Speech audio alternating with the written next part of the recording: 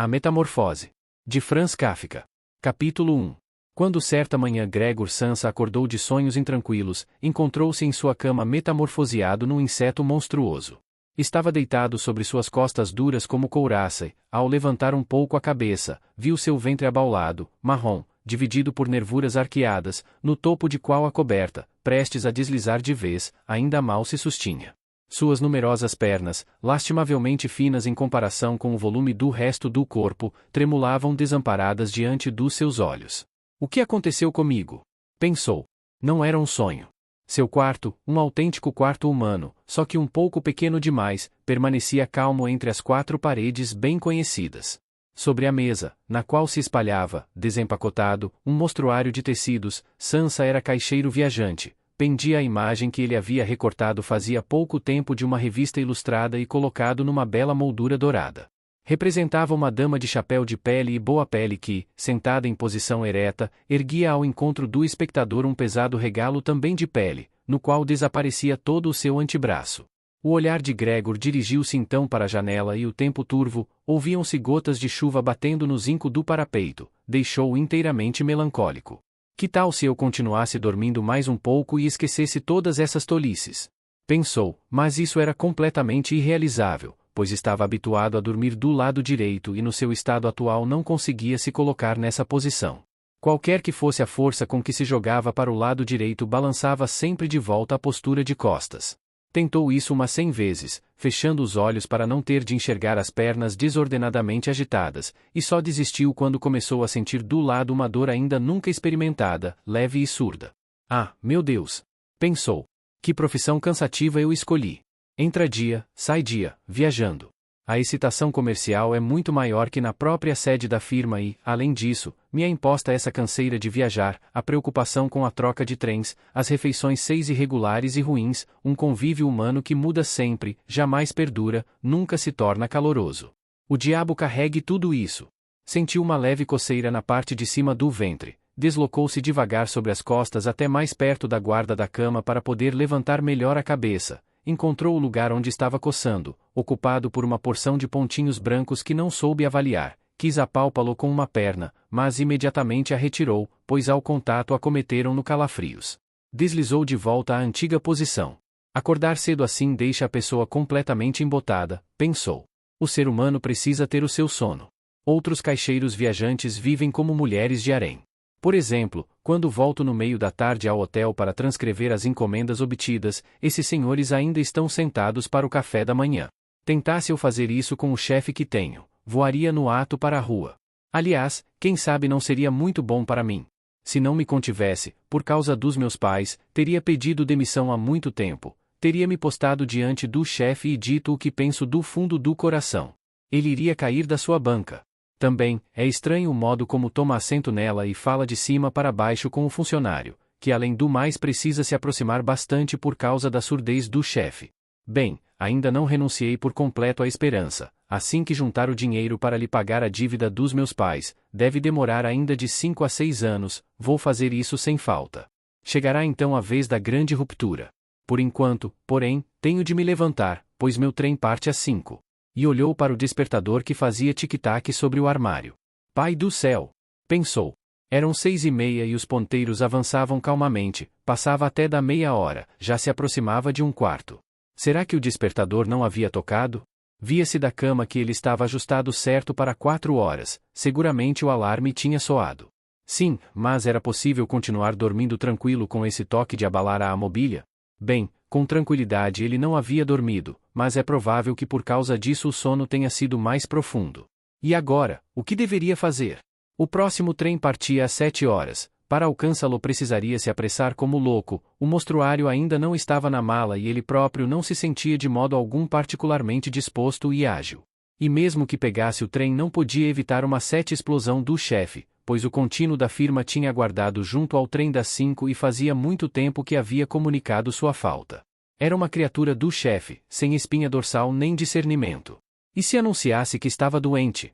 Mas isso seria extremamente penoso e suspeito, pois durante os 5 anos de serviço Gregor ainda não tinha ficado doente uma única vez. Certamente o chefe viria com o médico do seguro de saúde, censuraria os pais por causa do filho preguiçoso e cercearia todas as objeções apoiado no médico, para quem só existem pessoas inteiramente sadias, mas refratárias ao trabalho. E neste caso estaria tão errado assim? Com efeito, abstraindo-se uma sonolência realmente supérflua depois de longo sono, Gregor sentia-se muito bem e estava até mesmo com uma fome especialmente forte. Enquanto refletia sobre tudo isso na maior pressa, sem poder se decidir a deixar a cama, o despertador acabava de dar 7:15. Bateram cautelosamente na porta junto à cabeceira da sua cama. Gregor, chamaram, era a mãe. É 7:15. Você não queria partir? Que voz suave.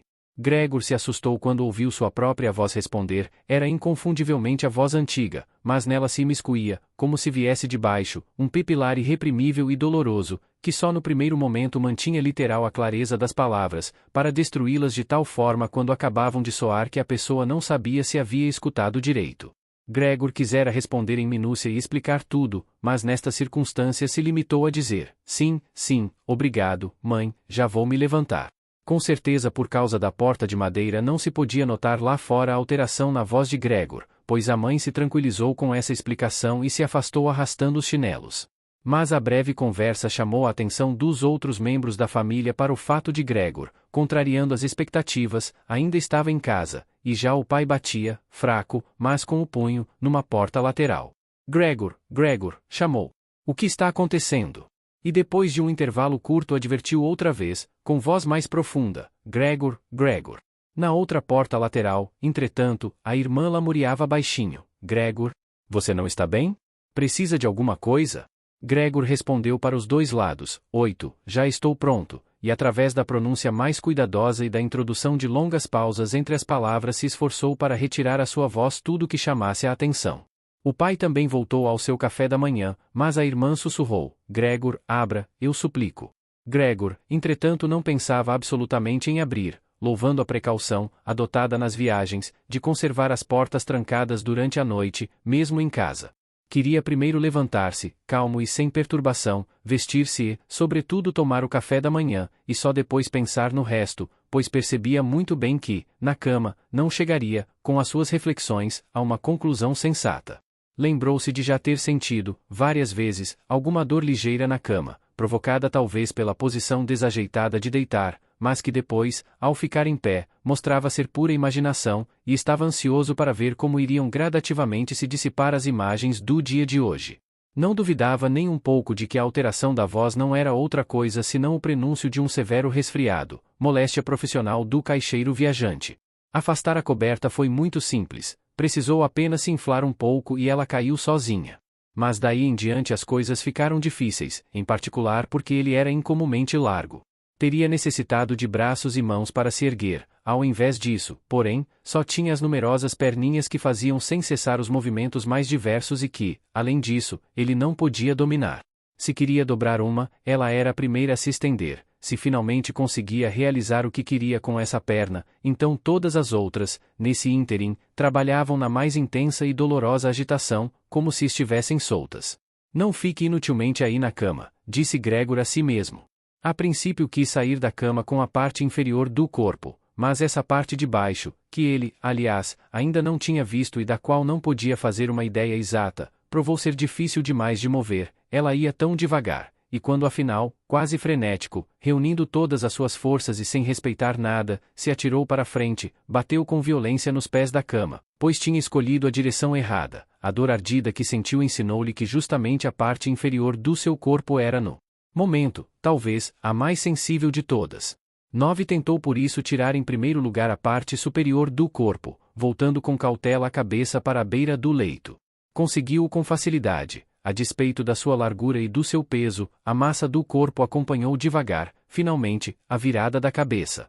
Mas quando por fim ele a susteve fora da cama, em pleno ar, ficou com medo de avançar mais dessa maneira, pois se enfim se deixasse cair, seria preciso acontecer um milagre para que a cabeça não se ferisse. E precisamente agora não podia, por preço algum perder a consciência, preferia permanecer na cama.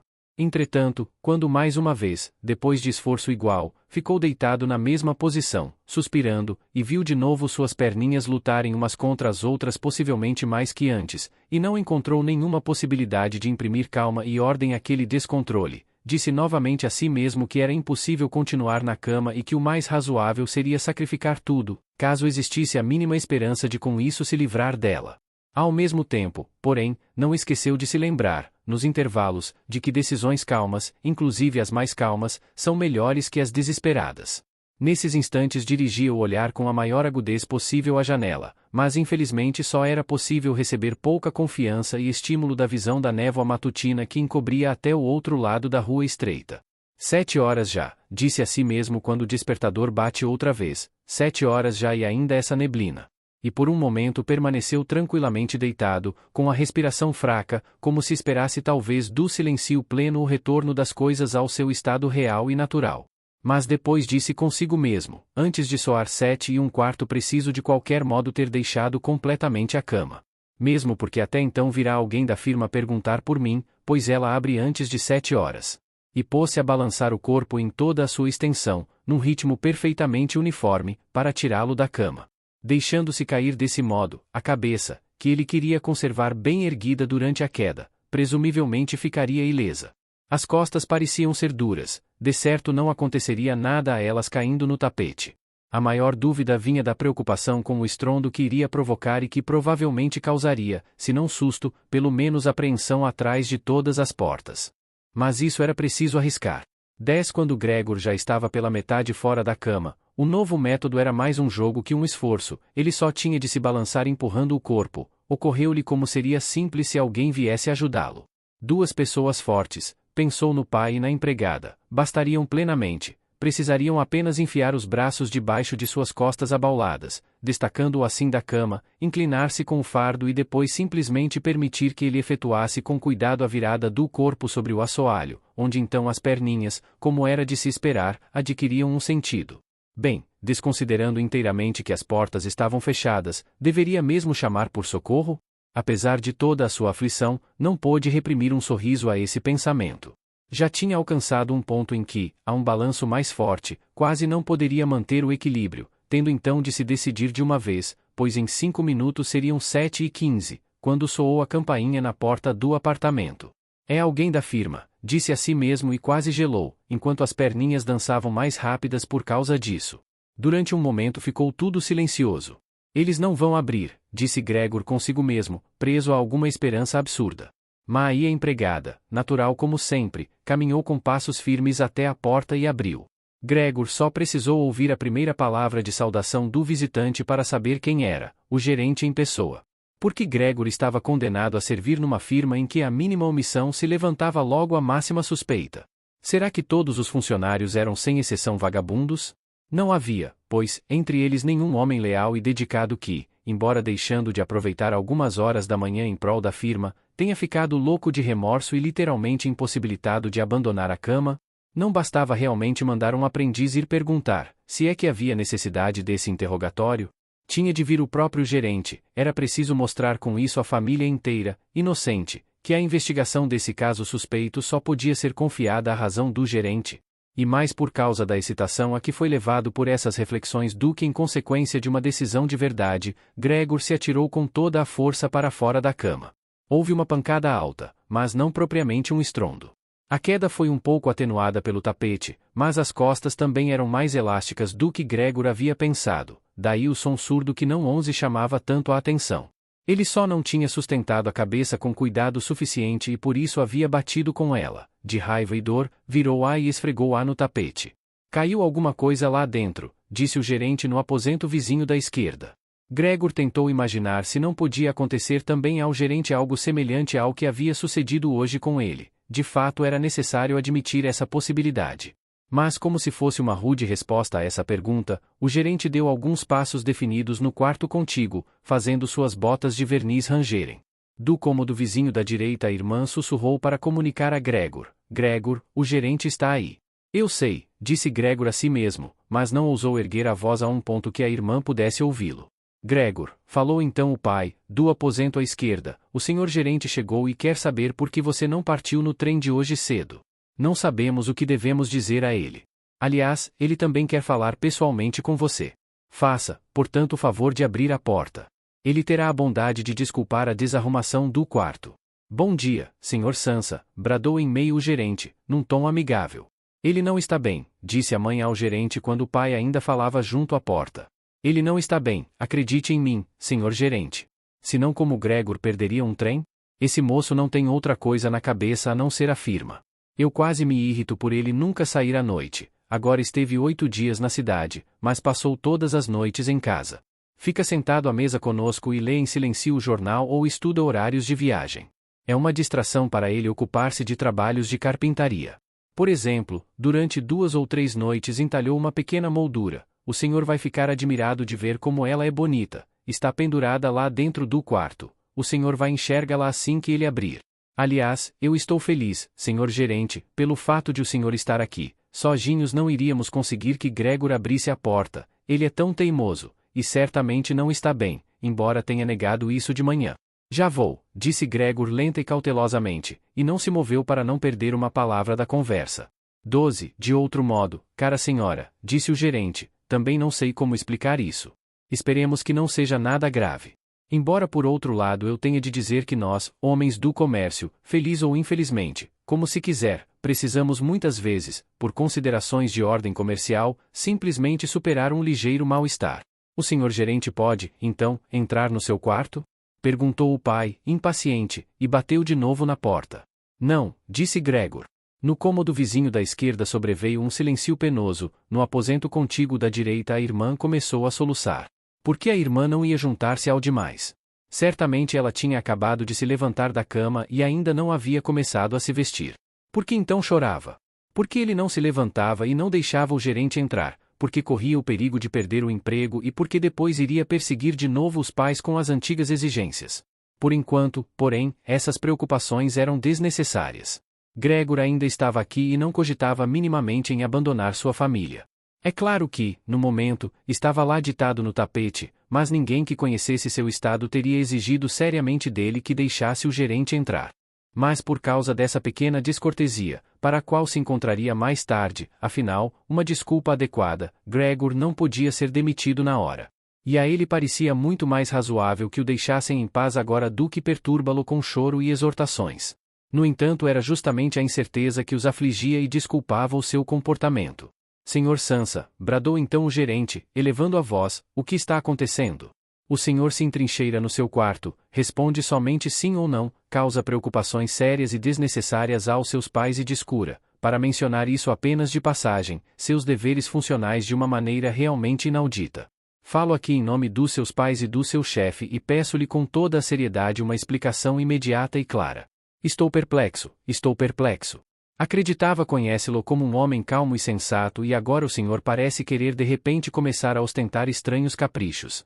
O chefe em verdade me insinuou esta manhã uma possível explicação para suas omissões, ela dizia respeito aos pagamentos à vista que recentemente lhe foram confiados, mas eu quase empenhei minha palavra de honra no sentido de que essa explicação não 13 podia estar certa. Porém, vendo agora sua incompreensível obstinação, perco completamente a vontade de interceder o mínimo que seja pelo senhor. E o seu emprego não é de forma alguma o mais seguro. No começo eu tinha a intenção de lhe dizer tudo isso a sós, mas uma vez que o senhor me faz perder o meu tempo inutilmente aqui, não sei por que o senhor e seus pais não devam ficar também sabendo. Nos últimos tempos seus rendimentos têm sido muito insatisfatórios. De fato não é época de fazer negócios excepcionais, isso nos reconhecemos, mas época para não fazer negócio algum não existe, senhor Sansa, não pode existir. Mas, senhor gerente, exclamou Gregor fora de si, esquecendo tudo mais na excitação, eu abro já, num instante. Um ligeiro mal-estar, um acesso de tontura, impediram-me de me levantar. Ainda estou deitado na cama. Mas agora me sinto novamente bem disposto. Já estou saindo da cama. Só um instantezinho de paciência. As coisas ainda não vão tão bem como eu pensava. Mas já estou bem. Como é que uma coisa assim pode acontecer a um homem? Ainda ontem à noite estava tudo bem comigo, meus pais sabem disso, ou melhor, já ontem à noite eu tive um pequeno prenúncio. Eles deviam ter notado isso em mim. Por que não comuniquei à firma? Mas sempre se pensa que se vai superar a doença sem ficar em casa. Senhor gerente, poupe meus pais. Não há motivo para as censuras que agora o senhor me faz, Também não me disseram uma palavra a esse respeito. Talvez o senhor não tenha lido os últimos pedidos que eu remeti. Aliás, ainda vou viajar com o trem das 8, as horas de repouso me fortaleceram. Não se detenha mais, senhor gerente, logo mais estarei pessoalmente na firma. Tenha a bondade de dizer isso e de apresentar minhas recomendações ao senhor chefe. E enquanto Gregor expelia tudo às pressas, mal sabendo o que falava, aproximou-se do armário com facilidade, certamente em consequência da prática já adquirida na cama, tentando erguer-se apoiado nele. Queria efetivamente abrir a porta, deixar-se ver e conversar com o gerente. Estava curioso para saber o que diriam, ao vê-lo, os outros que agora exigiam tanto a sua presença. Se eles se assustassem, então Gregor não tinha mais nenhuma responsabilidade e podia sossegar. Mas se aceitassem tudo tranquilamente, então ele não tinha motivo para afligir-se e podia, caso se apressasse, estar de fato na estação ferroviária às 8 horas. A princípio escorregou algumas vezes do armário liso, mas finalmente, com um último impulso, pôs-se em pé. Já não prestava nenhuma atenção às dores na parte inferior do corpo, por mais intensas que fossem. Deixou-se então cair sobre as costas de uma cadeira próxima, em cujas bordas se segurou com as perninhas. Mas com isso adquiriu também o domínio sobre si mesmo e silenciou, pois agora podia escutar o gerente. Entenderam uma única palavra? Perguntou o gerente aos pais. Será que ele nos está fazendo de bobos? Pelo amor de Deus! Exclamou a mãe já em lágrimas. Talvez ele esteja seriamente doente e nós o atormentamos. Grete! Grete! Gritou então. Mamãe? Bradou a irmã do outro lado. Elas se comunicavam através do quarto de Gregor. Você precisa ir imediatamente ao médico. Gregor está doente. Vá correndo ao médico. Você ouviu Gregor falar, agora? Era uma voz de animal, disse o gerente, em voz sensivelmente mais baixa, comparada com os gritos da mãe. Ana, Ana! Chamou o pai, batendo as mãos, através da antessala para a cozinha. Vá buscar já um serralheiro. E logo as duas moças atravessaram a antessala correndo, com um ruído de saias, como é que a irmã tinha se vestido tão depressa, e escancararam a porta. Não se ouviu a porta bater de volta, sem dúvida deixaram-na aberta, como costuma acontecer nas casas em que aconteceu uma grande desgraça. Gregor, porém estava muito mais calmo. Certamente não entendiam mais suas palavras, embora para ele elas pareceram claras, mais claras que antes, talvez porque o ouvido havia se acostumado. De qualquer forma agora já se acreditava que as coisas com ele não estavam em perfeita ordem, e a disposição era de ajudá-lo. A confiança e a certeza com que foram tomadas as primeiras decisões fizeram-lhe bem. Sentiu-se novamente incluído no círculo dos homens e passou a esperar do médico e do serralheiro, sem propriamente separá-los, desempenhos excepcionais e surpreendentes. A fim de ficar com a voz o mais clara possível para as conversações decisivas que se aproximavam, tossiu um pouco, esforçando-se, entretanto para fazer isso de um modo bem abafado, uma vez que até esse ruído possivelmente soava diferente de uma tosse humana, coisa que ele mesmo já não ousava decidir. Nesse meio tempo fez-se completo silêncio no aposento ao lado. Talvez os pais estivessem sentados à mesa com o gerente e cochichassem, talvez estivessem todos curvados sobre a porta, escutando. Gregor deslocou-se devagar até a porta empurrando a cadeira, largou-a lá, lançou-se de encontro à porta, conservando-se em pé apoiado nela. As extremidades das suas perninhas tinham um pouco de substância adesiva, e ali descansou por um instante do esforço. Mas depois começou a girar, com a boca, a chave na fechadura. Infelizmente, ao que parecia ele não tinha dentes de verdade, com o que devia logo agarrar a chave. Mas em compensação as mandíbulas eram sem dúvida muito fortes. Com a ajuda delas pôde de fato pôr a chave em movimento e não dar atenção ao fato de que estava seguramente causando alguma lesão em si mesmo, pois um líquido marrom saiu da sua boca, escorreu sobre a chave e pingou no chão. Ouçam, disse o gerente no cômodo vizinho, ele está girando a chave. Para Gregor isso foi um grande estímulo, mas todos deveriam encorajá-lo, inclusive o pai e a mãe. Aí, Gregor! Deveriam clamar. Sempre em frente, firme na fechadura. E imaginando que todos acompanhavam ansiosos os seus esforços, mordeu a chave como um louco, com todas as forças que ainda podia reunir. À medida que a chave ia girando, ele dançava em torno da fechadura, agora mantinha-se em pé só com o auxílio da boca e, conforme a necessidade, ficava pendurado na chave ou a empurrava outra vez para baixo com todo o peso do seu corpo. O som mais claro da fechadura que enfim retrocedia literalmente despertou Gregor. Respirando aliviado ele disse a si mesmo. Não precisei, portanto, do serralheiro, e colocou a cabeça sobre a maçaneta para abrir inteiramente a porta. Uma vez que precisava abri-la puxando contra si uma das folhas, ela já estava, com efeito, bem aberta e ele ainda não podia ser visto. Precisou primeiro girar lentamente o corpo, acompanhando o movimento da folha, na verdade com muito cuidado para não cair redondamente de costas bem diante da entrada para o quarto. Estava ainda ocupado com essa manobra difícil, sem ter tido tempo para tentar em outra coisa, quando ouviu o gerente soltar um ó alto, soava como o vento que zune, e então Gregor o viu também. Era o mais próximo da porta e comprimia a mão sobre a boca, enquanto recuava devagar, como se o impelisse uma força invisível que continuasse agindo de modo constante. A mãe, apesar da presença do gerente, ela estava ali com os cabelos ainda desfeitos pela noite, espetados para o alto. A 16 princípio fitou o pai com as mãos entrelaçadas, depois deu 2 passos em direção a Gregor e caiu no meio das saias que se espalhavam ao seu redor, o rosto totalmente afundado no peito. O pai cerrou o punho com expressão hostil, como se quisesse fazer Gregor recuar para dentro do quarto, depois olhou em volta de si, inseguro, na sala de estar, em seguida cobriu os olhos com as mãos e chorou a ponto de sacudir o peito poderoso. Gregor não entrou então na sala de estar, mas, de dentro, apoiou-se na folha da porta que estava bem travada, de tal modo que só se podia ver a metade do seu corpo e acima dela a cabeça inclinada de lado, com a qual ele espreitava os outros. Nesse meio tempo havia clareado bastante. Do outro lado da rua aparecia, nítido, um recorte do interminável edifício cinza-negro da frente. Era um hospital, com as janelas regulares que rompiam duramente a fachada. A chuva ainda caía, mas só em gotas grandes, visíveis uma a uma e que também desciam à terra literalmente isoladas. A louça do café da manhã jazia abundante sobre a mesa, pois para o pai a refeição mais importante do dia era o desjejum, que ele prolongava horas com a leitura de diversos jornais.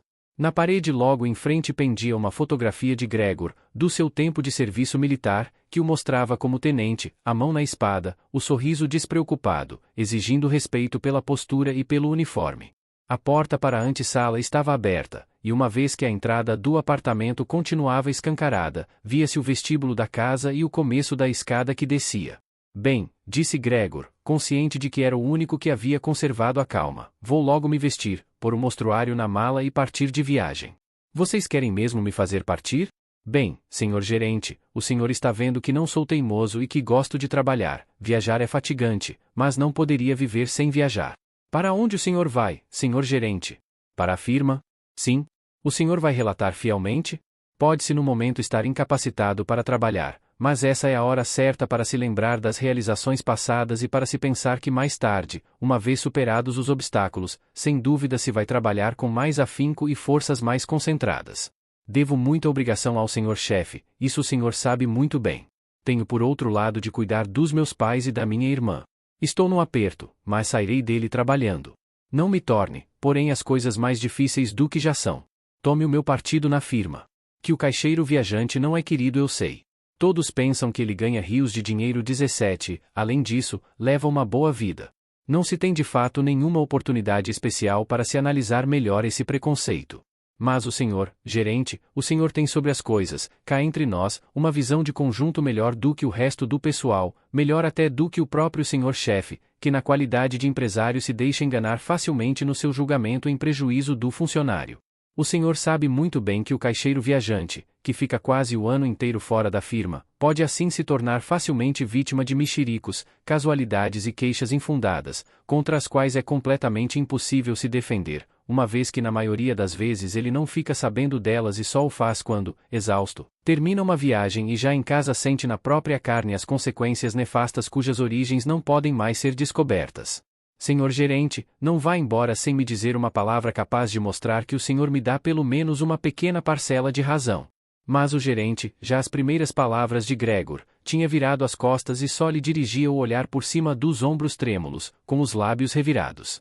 E durante a fala de Gregor não ficou parado um instante, recuando sem perder Gregor de vista, muito gradualmente, em direção à porta, como se houvesse uma proibição secreta de deixar a sala. Já estava na antessala e, pelo movimento súbito com que pela última vez tirou o pé do chão da sala de estar, seria possível acreditar que acabava de queimar a sola do pé. Na antessala, entretanto, esticou longe a mão direita, no sentido da escada, como se lá o aguardasse uma salvação decididamente extraterrena. Gregor compreendeu que o gerente não podia de modo algum ir embora nesse estado de espírito, caso contrário seu emprego na firma ficaria extremamente ameaçado. Os pais não entendiam nada disso muito bem. No curso de longos anos formaram a convicção de que Gregor estava garantido pelo resto da vida nessa firma e, além disso, tinham tanta coisa para fazer agora, com as preocupações do momento, que qualquer previsão lhes escapava. Mas Gregor tinha essa previsão. O gerente precisava ser retido, tranquilizado, persuadido e finalmente conquistado. Dependia disso o futuro de Gregor e de sua família. Se ao menos a irmã estivesse aqui. Ela era esperta, já tinha chorado quando Gregor ainda estava deitado calmamente de costas. E sem dúvida o gerente, esse amigo das mulheres, teria se deixado levar por ela. Ela teria fechado a porta do apartamento e desfeito o seu susto na antessala através de palavras. 18 Mas infelizmente a irmã não estava aqui, era o próprio Gregor quem precisava agir. E sem pensar que ainda não conhecia suas atuais faculdades para se mover, sem cogitar também que seu discurso possivelmente, na verdade, provavelmente, não tinha sido entendido mais uma vez, ele largou a folha da porta e se enfiou pela abertura. Queria caminhar até o gerente, que já segurava ridiculamente com as duas mãos o corrimão do vestíbulo, mas logo caiu, buscando apoio e com um pequeno grito, sobre suas inúmeras perninhas. Mal isso tinha acontecido, sentiu pela primeira vez nessa manhã um bem-estar físico. Como, para sua alegria, ele notou, elas obedeciam perfeitamente, esforçavam-se até para transportá-lo aonde ele queria, e Gregor já acreditava ter diante de si a melhora definitiva de todo o sofrimento.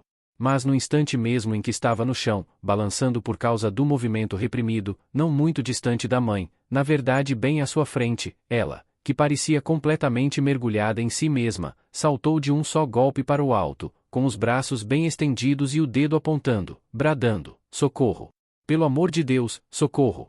Conservava a cabeça inclinada, como se quisesse ver Gregor melhor, mas em contradição com isso retrocedia de maneira impensada. Tinha esquecido que atrás dela estava a mesa ainda posta e quando a alcançou sentou-se, como que por distração, rapidamente em cima, e parecia não notar absolutamente que ao seu lado o café escorria em abundância da grande jarra virada sobre o tapete. Mamãe! Mamãe! Disse Gregor baixinho e olhou para ela de baixo para cima. Por um instante o gerente sumiu do seu pensamento. Por outro lado não pôde se impedir, à vista do café que escorria, de bater no vazio várias vezes com as mandíbulas. Diante a mãe recomeçou a gritar, escapou da mesa e caiu nos braços do pai que corria ao seu encontro. Mas agora Gregor não tinha tempo para seus pais. O gerente já estava na escada. Com o queixo em cima do corrimão ele ainda olhou para trás uma última vez. Gregor tomou impulso para alcançá-lo com a maior certeza possível. O gerente deve ter pressentido alguma coisa, pois deu um salto sobre vários degraus e desapareceu. Ainda gritou, ui, e o grito ressoou por toda a escadaria. Infelizmente a fuga do gerente pareceu perturbar por completo o pai, que até então estado relativamente sereno, pois ao invés de correr, ele próprio, atrás do gerente, ou pelo menos não 19 impedir Gregor de persegui-lo, agarrou com a mão direita a bengala do gerente, que este havia deixado com o chapéu e o, sobretudo em cima de uma cadeira, pegou com a esquerda um grande jornal da mesa e, batendo os pés, brandindo a bengala e o jornal, pôs-se a tocar Gregor de volta ao seu quarto. Nenhum pedido de Gregor adiantou, nenhum pedido também foi entendido. Por mais humilde que inclinasse a cabeça, com tanto mais força o pai batia os pés. Do outro lado a mãe, apesar do tempo frio, tinha aberto uma vidraça, curvada para fora, bem distante da janela, comprimia o rosto nas mãos. Entre a rua e a escadaria formou-se uma forte corrente de ar, as cortinas inflaram, os jornais sobre a mesa começaram a rumorejar, algumas folhas voavam para o chão. Implacável, o pai pressionava, emitindo silvos como um selvagem. Mas Gregor ainda não tinha prática de andar para trás, as coisas iam realmente muito devagar. Se pudesse apenas girar o corpo, logo estaria no seu quarto, mas temia tornar o pai impaciente com essa operação que demandava tempo, e a todo instante a bengala na mão dele o ameaçava com um golpe mortal nas costas ou na cabeça. Mas no fim não restou a Gregor outra coisa senão isso, pois ele notou com horror que, andando para trás, não sabia nem mesmo manter a direção. E assim, lançando olhares incessantes e angustiados para o lado do pai, começou a dar a volta, tão rápido quanto possível, na realidade, porém muito lentamente. Talvez o pai tenha percebido sua boa vontade, pois nesse lance não o perturbou, mas até dirigiu, aqui e ali, à distância, o movimento giratório com a ponta da bengala. Se apenas não houvesse esse sibilo insuportável do pai. Gregor perdia completamente a cabeça por causa disso. Já tinha feito a volta quase por completo quando, sempre ouvindo o silvo, se enganou e retrocedeu outra vez um pouco para a posição original. Mas quando enfim estava com a cabeça diante da abertura da porta, feliz, verificou que seu corpo era demasiado largo para passar sem mais por ela. Ao pai, naturalmente, na sua condição atual, não ocorreu nem mesmo remotamente abrir a outra folha da porta, para oferecer a Gregor passagem suficiente. Sua ideia fixa era simplesmente que Gregor voltasse o mais rápido possível para o quarto. Jamais teria permitido os preparativos minuciosos de que Gregor necessitava para levantar-se, talvez desse modo, passar pela porta. Ao invés disso, impelia agora Gregor com um ruído excepcional, como se não existisse nenhum obstáculo. A voz atrás dele já não soava como a de um pai apenas, realmente já não era uma brincadeira e Gregor forçou, acontecesse o que quisesse, a vinte entrada pela porta. Um lado do seu corpo se ergueu, permaneceu torto na abertura da porta, um dos seus flancos se esfolou inteiro, na porta branca ficaram manchas feias, ele logo se entalou e não poderia mais mover-se sozinho, as perninhas de um lado pendiam trêmulas no ar, as do outro comprimiam-se doloridas no chão, quando o pai desferiu, por trás, um golpe agora de fato possante e liberador e ele voou, sangrando violentamente, bem para dentro do seu quarto. A porta foi fechada ainda com a bengala, depois houve por fim silêncio. Capítulo 2.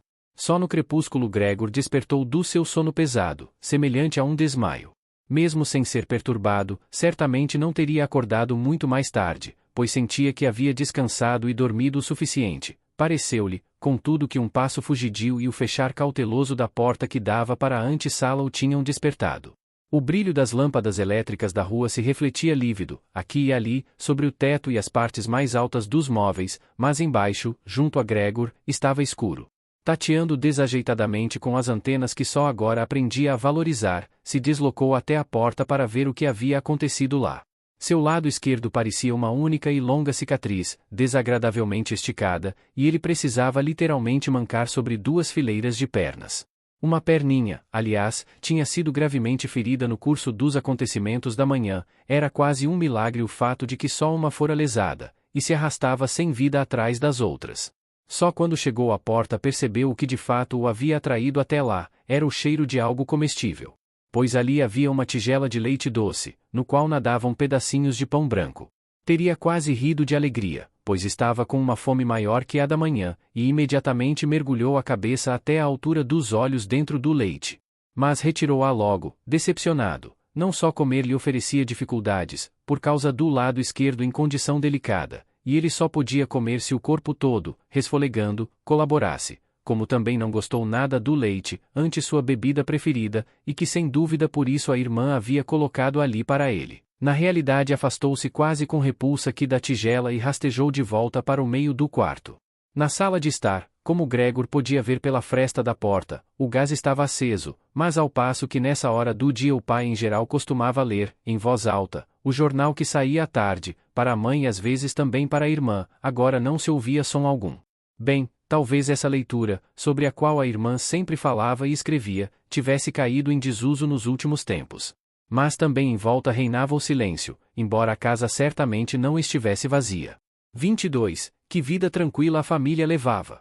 Disse Gregor a si mesmo e sentiu, enquanto fitava o escuro diante dele, um grande orgulho por ter podido proporcionar aos seus pais e à irmã uma vida assim, num apartamento tão bonito. Mas como seria agora, se todo o sossego, todos o bem-estar, toda a satisfação chegasse assustadoramente ao fim? Para não se perder nesses pensamentos, Gregor preferiu pôr-se em movimento, rastejando de cá para lá no quarto. Uma vez durante a longa noite foi aberta uma porta lateral, depois a outra, até uma pequena fresta, mas foram rapidamente fechadas de novo. De certo alguém sentirá necessidade de entrar, mas logo tivera também muitas dúvidas. Gregor postou-se então bem junto à porta que dava para a sala de estar, disposto a fazer de alguma forma visitante indeciso entrar, ou pelo menos ficar sabendo quem era. Mas aí a porta não foi mais aberta e ele esperou em vão. Antes, quando as portas estavam fechadas, todos queriam entrar para vê-lo, agora que ele havia aberto uma porta e as outras evidentemente tinham sido abertas durante o dia, ninguém mais vinha e as chaves estavam na fechadura também do lado de fora. Só tarde da noite se apagou a luz da sala de estar e então foi fácil verificar que os pais e a irmã tinham ficado acordados todo esse tempo, pois, como se podia ouvir nitidamente, os três agora se afastavam na ponta dos pés. Sem dúvida ninguém mais entraria para ver o Gregor até a manhã do dia seguinte. Tinha, portanto, um tempo longo para refletir sem ser perturbado sobre a maneira como deveria agora reorganizar a sua vida. Mas o quarto alto e vazio, no qual era forçado a permanecer de bruços no chão, o angustiava, sem que pudesse descobrir a causa, pois afinal era o quarto habitado há 5 anos por ele. E com uma virada semi-inconsciente e não sem uma ligeira vergonha, precipitou-se para debaixo do canapé onde, embora as costas ficassem um pouco prensadas e não pudesse mais erguer a cabeça, ele logo se sentiu aconchegado, lamentando apenas que seu corpo fosse largo demais para se abrigar inteiramente sob o canapé. Ali passou a noite inteira, em parte num semissono do qual a fome continuamente o acordava com um sobressalto, em parte às voltas com preocupações e esperanças imprecisas que levavam a 23 conclusão de que no momento precisava manter-se calmo e tornar suportáveis, pela paciência e pela máxima consideração com a família, as inconveniências que estava simplesmente compelido a lhe causar no seu estado atual. Já de madrugada, ainda era quase noite, Gregor teve oportunidade de testar a força das decisões que acabava de tomar, pois a irmã, já quase completamente vestida, abriu a porta do seu quarto que dava para a antessala, e olhou ansiosa para dentro do quarto. Não o descobriu logo, mas, ao percebê-lo embaixo do sofá, santo Deus, em algum lugar havia de estar, não podia ter voado embora. Ela se assustou tanto que, incapaz de se dominar, fechou a porta outra vez por fora. Mas, como se arrependesse do seu comportamento, abriu-a de novo e entrou na ponta dos pés, como se fosse o quarto de um doente grave ou mesmo de um estranho. Gregor tinha esticado a cabeça até a beira do sofá e a observava. Será que ela notaria que ele nem tinha tocado no leite, e não, de forma alguma, por falta de fome? E será que traria outra comida mais adequada para ele? Se o não o fizesse espontaneamente, ele preferiria morrer de fome a chamar sua atenção para isso, embora na verdade sentisse uma pressão medonha para disparar de debaixo do sofá, atirar-se aos pés da irmã e pedir-lhe alguma coisa de comer. Mas a irmã percebeu de pronto, com espanto, que a tigela estava ainda cheia, em volta da qual estava esparramado um pouco de leite. Ergueu logo a tigela do chão, na realidade, não com as mãos nuas, mas com um trapo, e levou-a para fora. Gregor estava extremamente curioso para saber o que ela traria em substituição ao leite, fazendo as mais variadas conjecturas a esse respeito. Mas jamais teria podido adivinhar o que, na sua bondade, a irmã de fato fez. Ela trouxe, para testar o seu gosto, todo um sortimento, espalhado sobre um jornal velho. Havia ali legumes já passados, meio apodrecidos, ossos do jantar da noite anterior, rodeados por um molho branco já endurecido, algumas passas e amêndoas, um queijo que, 2 dias antes, Gregor tinha declarado intragável, um pão seco, um pão com manteiga sem sal e outro com manteiga salgada. Além de tudo, ela ainda acrescentou a tigela, provavelmente destinada de uma vez por todas a Gregor, na qual havia despejado água. E por delicadeza, 24, pois sabia que ele não comeria na sua frente, afastou-se o mais rápido possível e até girou a chave na fechadura, para que ele fosse capaz de perceber que poderia ficar tão à vontade quanto quisesse. As perninhas de Gregor zuniam quando ele foi comer. De resto, os seus ferimentos deviam estar completamente curadas. Não sentia mais nenhum impedimento. Admirou-se com isso e ficou pensando como, mais de um mês antes, tinha cortado um pouco o dedo com uma faca e como, ainda anteontem, esse ferimento causava bastante dor. Será que agora eu tenho menos sensibilidade? Pensou e chupou vorazmente o queijo, que o atraíra de maneira imediata e enérgica acima de todos os outros alimentos. Rapidamente, um atrás do outro, com lágrimas de satisfação nos olhos, ele devorou o queijo, os legumes e o molho. A comida fresca, ao contrário, não o agradava, nem mesmo o seu cheiro ele conseguia suportar, chegou até a arrastar um pouco para longe as coisas que queria comer. Tinha terminado tudo fazia tempo, e já estava deitado preguiçosamente no mesmo lugar, quando a irmã, para mostrar que ia voltar, virou lentamente a chave. Isso o sobressaltou de imediato, embora já quase cochilando, e ele correu novamente para debaixo do sofá. Mas custou-lhe grande esforço de autodomínio para permanecer sob o canapé, mesmo pelo breve tempo em que a irmã esteve no quarto, pois com a refeição copiosa seu corpo tinha se arredondado um pouco e ali no aperto ele mal conseguia respirar. Em meio a pequenos acessos de asfixia, ficou observando, com os olhos um tanto fora das órbitas, a irmã, que não suspeitava de nada, juntar com uma vassoura não só os restos, mas também os alimentos que não tinham sido tocados por Gregor, como se estes também não pudessem mais ser aproveitados, despejar tudo às pressas num balde, que ela fechou com uma tampa de madeira e depois carregou para fora. Mal a irmã tinha virado as costas, Gregor saiu de debaixo do sofá, distendeu o corpo e se encheu de ar. Agora era dessa maneira que recebia diariamente sua alimentação, uma vez pela manhã, quando os pais e a empregada ainda dormiam, e a segunda depois do almoço, pois os pais dormiam igualmente um pouquinho e a empregada era despachada 25 pela irmã com alguma incumbência. Certamente os pais também não queriam que Gregor morresse de fome, mas talvez não suportassem tomar conhecimento da sua alimentação mais do que por ouvir dizer. Talvez fosse possível também que a irmã quisesse poupá-los de uma pequena tristeza, uma vez que de fato eles já sofriam bastante. Com que desculpas o médico e o serralheiro foram mandados embora da casa, naquela manhã, Gregor não pôde ficar sabendo, visto que não era entendido, ninguém, nem mesmo a irmã, pensava que ele podia entender os outros, e assim, quando a irmã estava no seu quarto, ele tinha de se contentar em ouvir, aqui e ali, seus suspiros e invocações aos santos.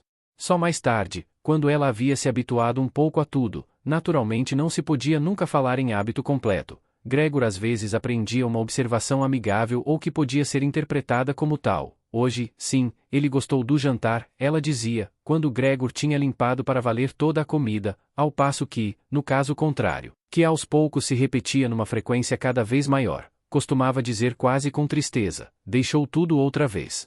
Mas ao passo que não podia tomar conhecimento imediato de qualquer novidade, Gregor escutava muita coisa vinda dos quartos vizinhos, e onde quer que ouvisse vozes corria logo à respectiva porta e se espremia nela com o corpo todo.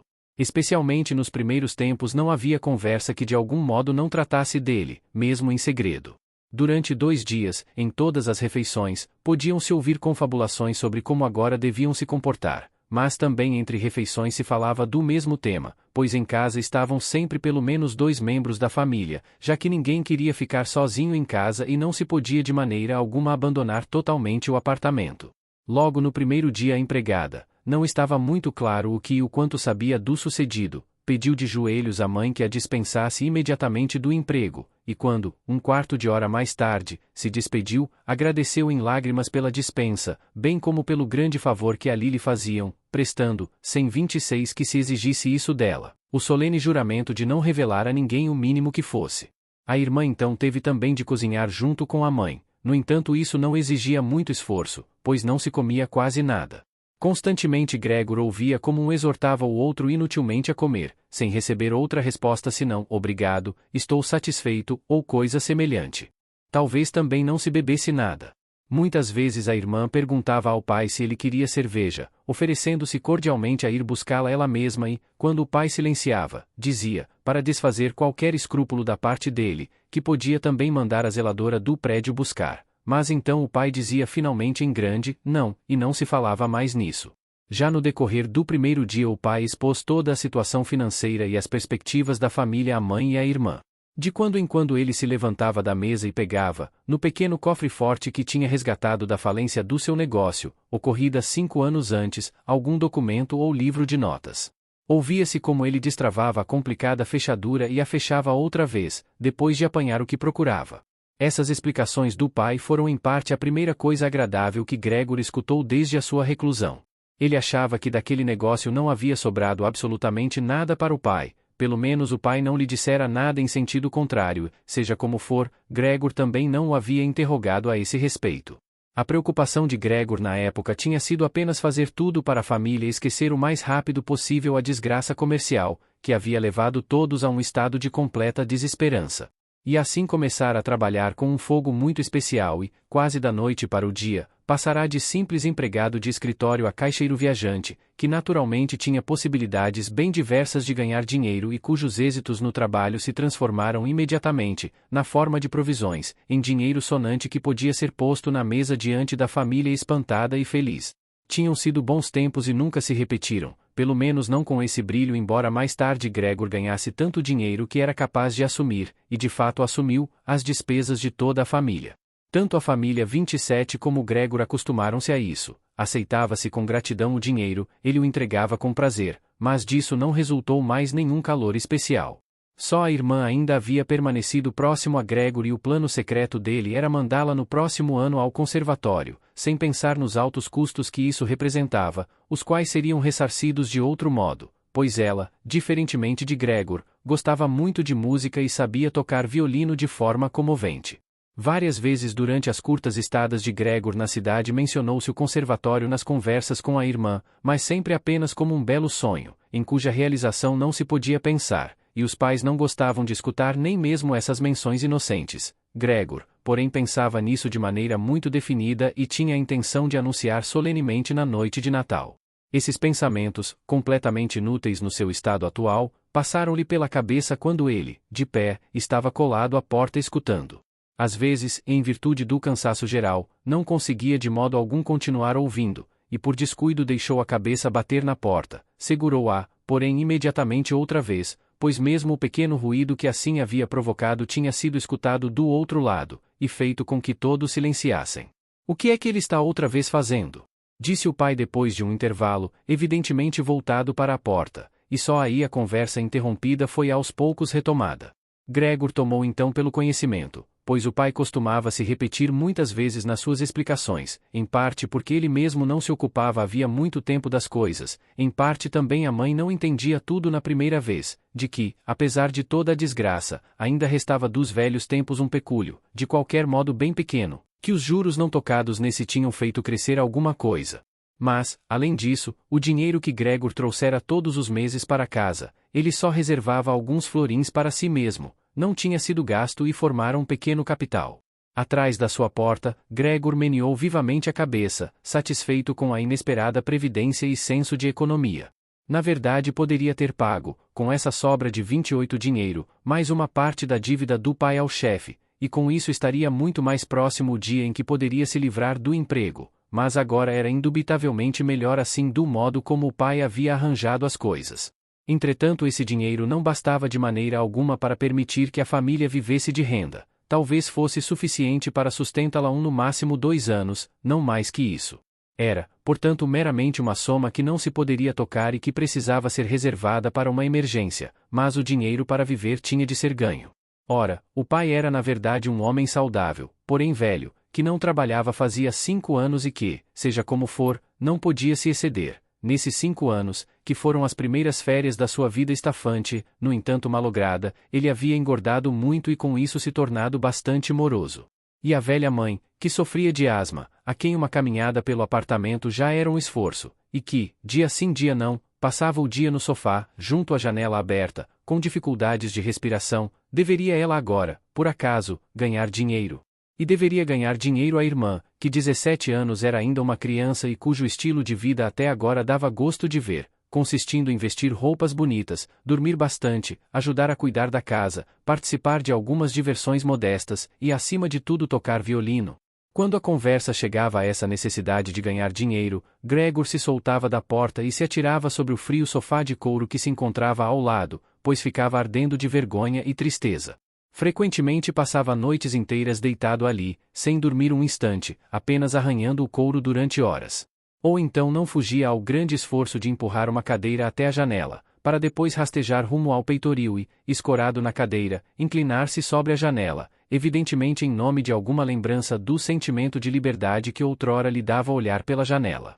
Pois efetivamente ele enxergava dia a dia com menos acuidade as coisas mesmo pouco distantes. O hospital de fronte, cuja visão frequente demais ele antes amaldiçoava, já não estava mais ao alcance da sua vista, e se ele não soubesse exatamente que morava na calma, embora inteiramente urbana, Rua Charlotte, poderia acreditar que da sua janela estava olhando para um deserto, no qual o céu cinzento e a terra cinzenta se uniam sem se distinguirem um do outro.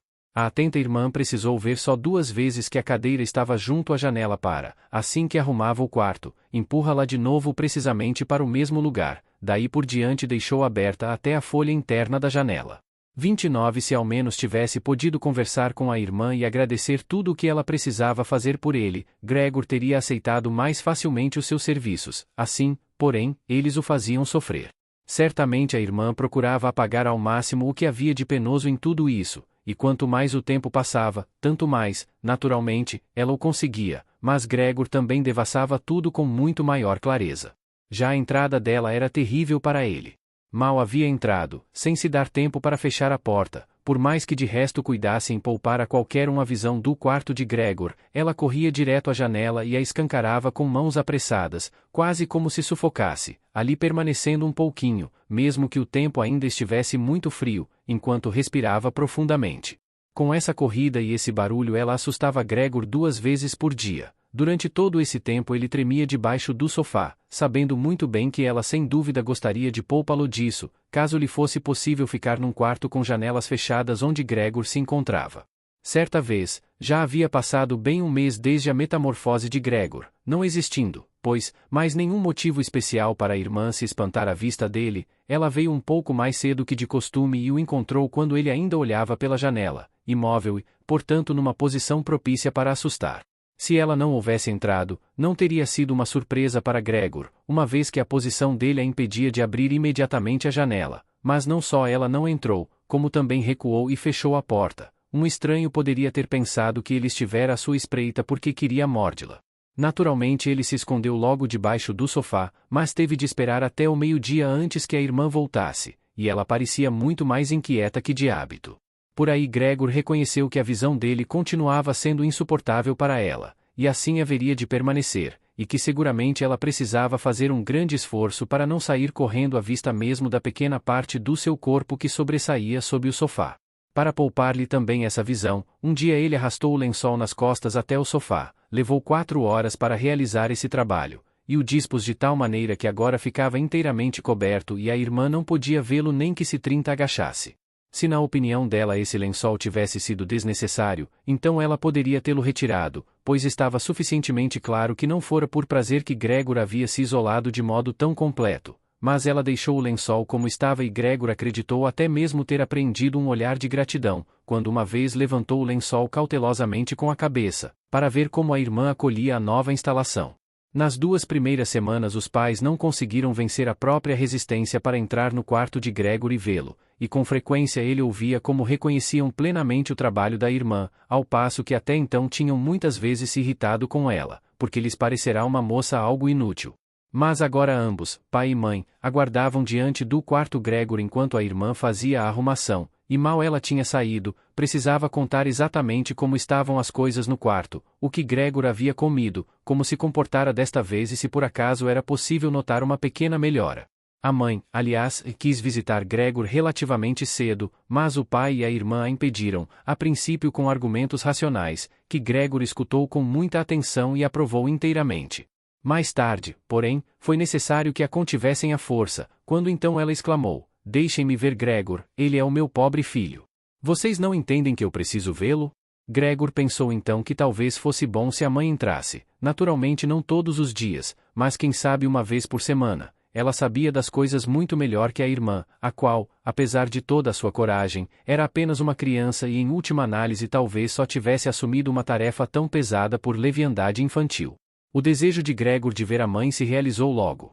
Em consideração pelos pais, durante o dia ele não queria mostrar-se à janela, mas nos poucos de chão também não podia se arrastar muito, já durante a noite suportava mal ficar deitado quieto, a comida logo não lhe oferecia o menor prazer, e assim, para se distrair, ele adotou o hábito de zigue-zaguear pelas paredes e pelo teto. Gostava particularmente de ficar pendurado no teto, era muito diferente de permanecer deitado no chão. Respirava-se com mais 31 liberdade, uma ligeira vibração atravessava seu corpo, e, na distração quase feliz em que Gregor lá se encontrava, podia acontecer que, para sua própria surpresa, ele se soltasse e estatelasse no chão. Naturalmente tinha agora sobre o corpo um poder muito diverso do que antes e mesmo com uma queda tão grande como essa não infligia danos a si mesmo.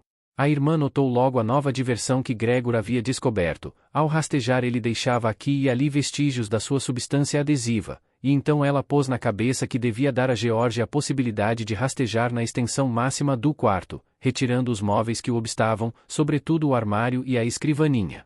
Mas não era capaz de fazer tudo sozinha, o auxílio do pai ela não ousava pedir. Com toda a certeza a empregada não a teria ajudado, pois essa jovem, de cerca de 16 anos, resistia, na verdade bravamente, desde a dispensa da antiga cozinheira, mas tinha pedido o favor de poder conservar cozinha constantemente fechada, só precisando abri-la a um chamado especial. Assim, não restou à irmã outra coisa senão ir buscar a mãe, certa vez que o pai estava ausente.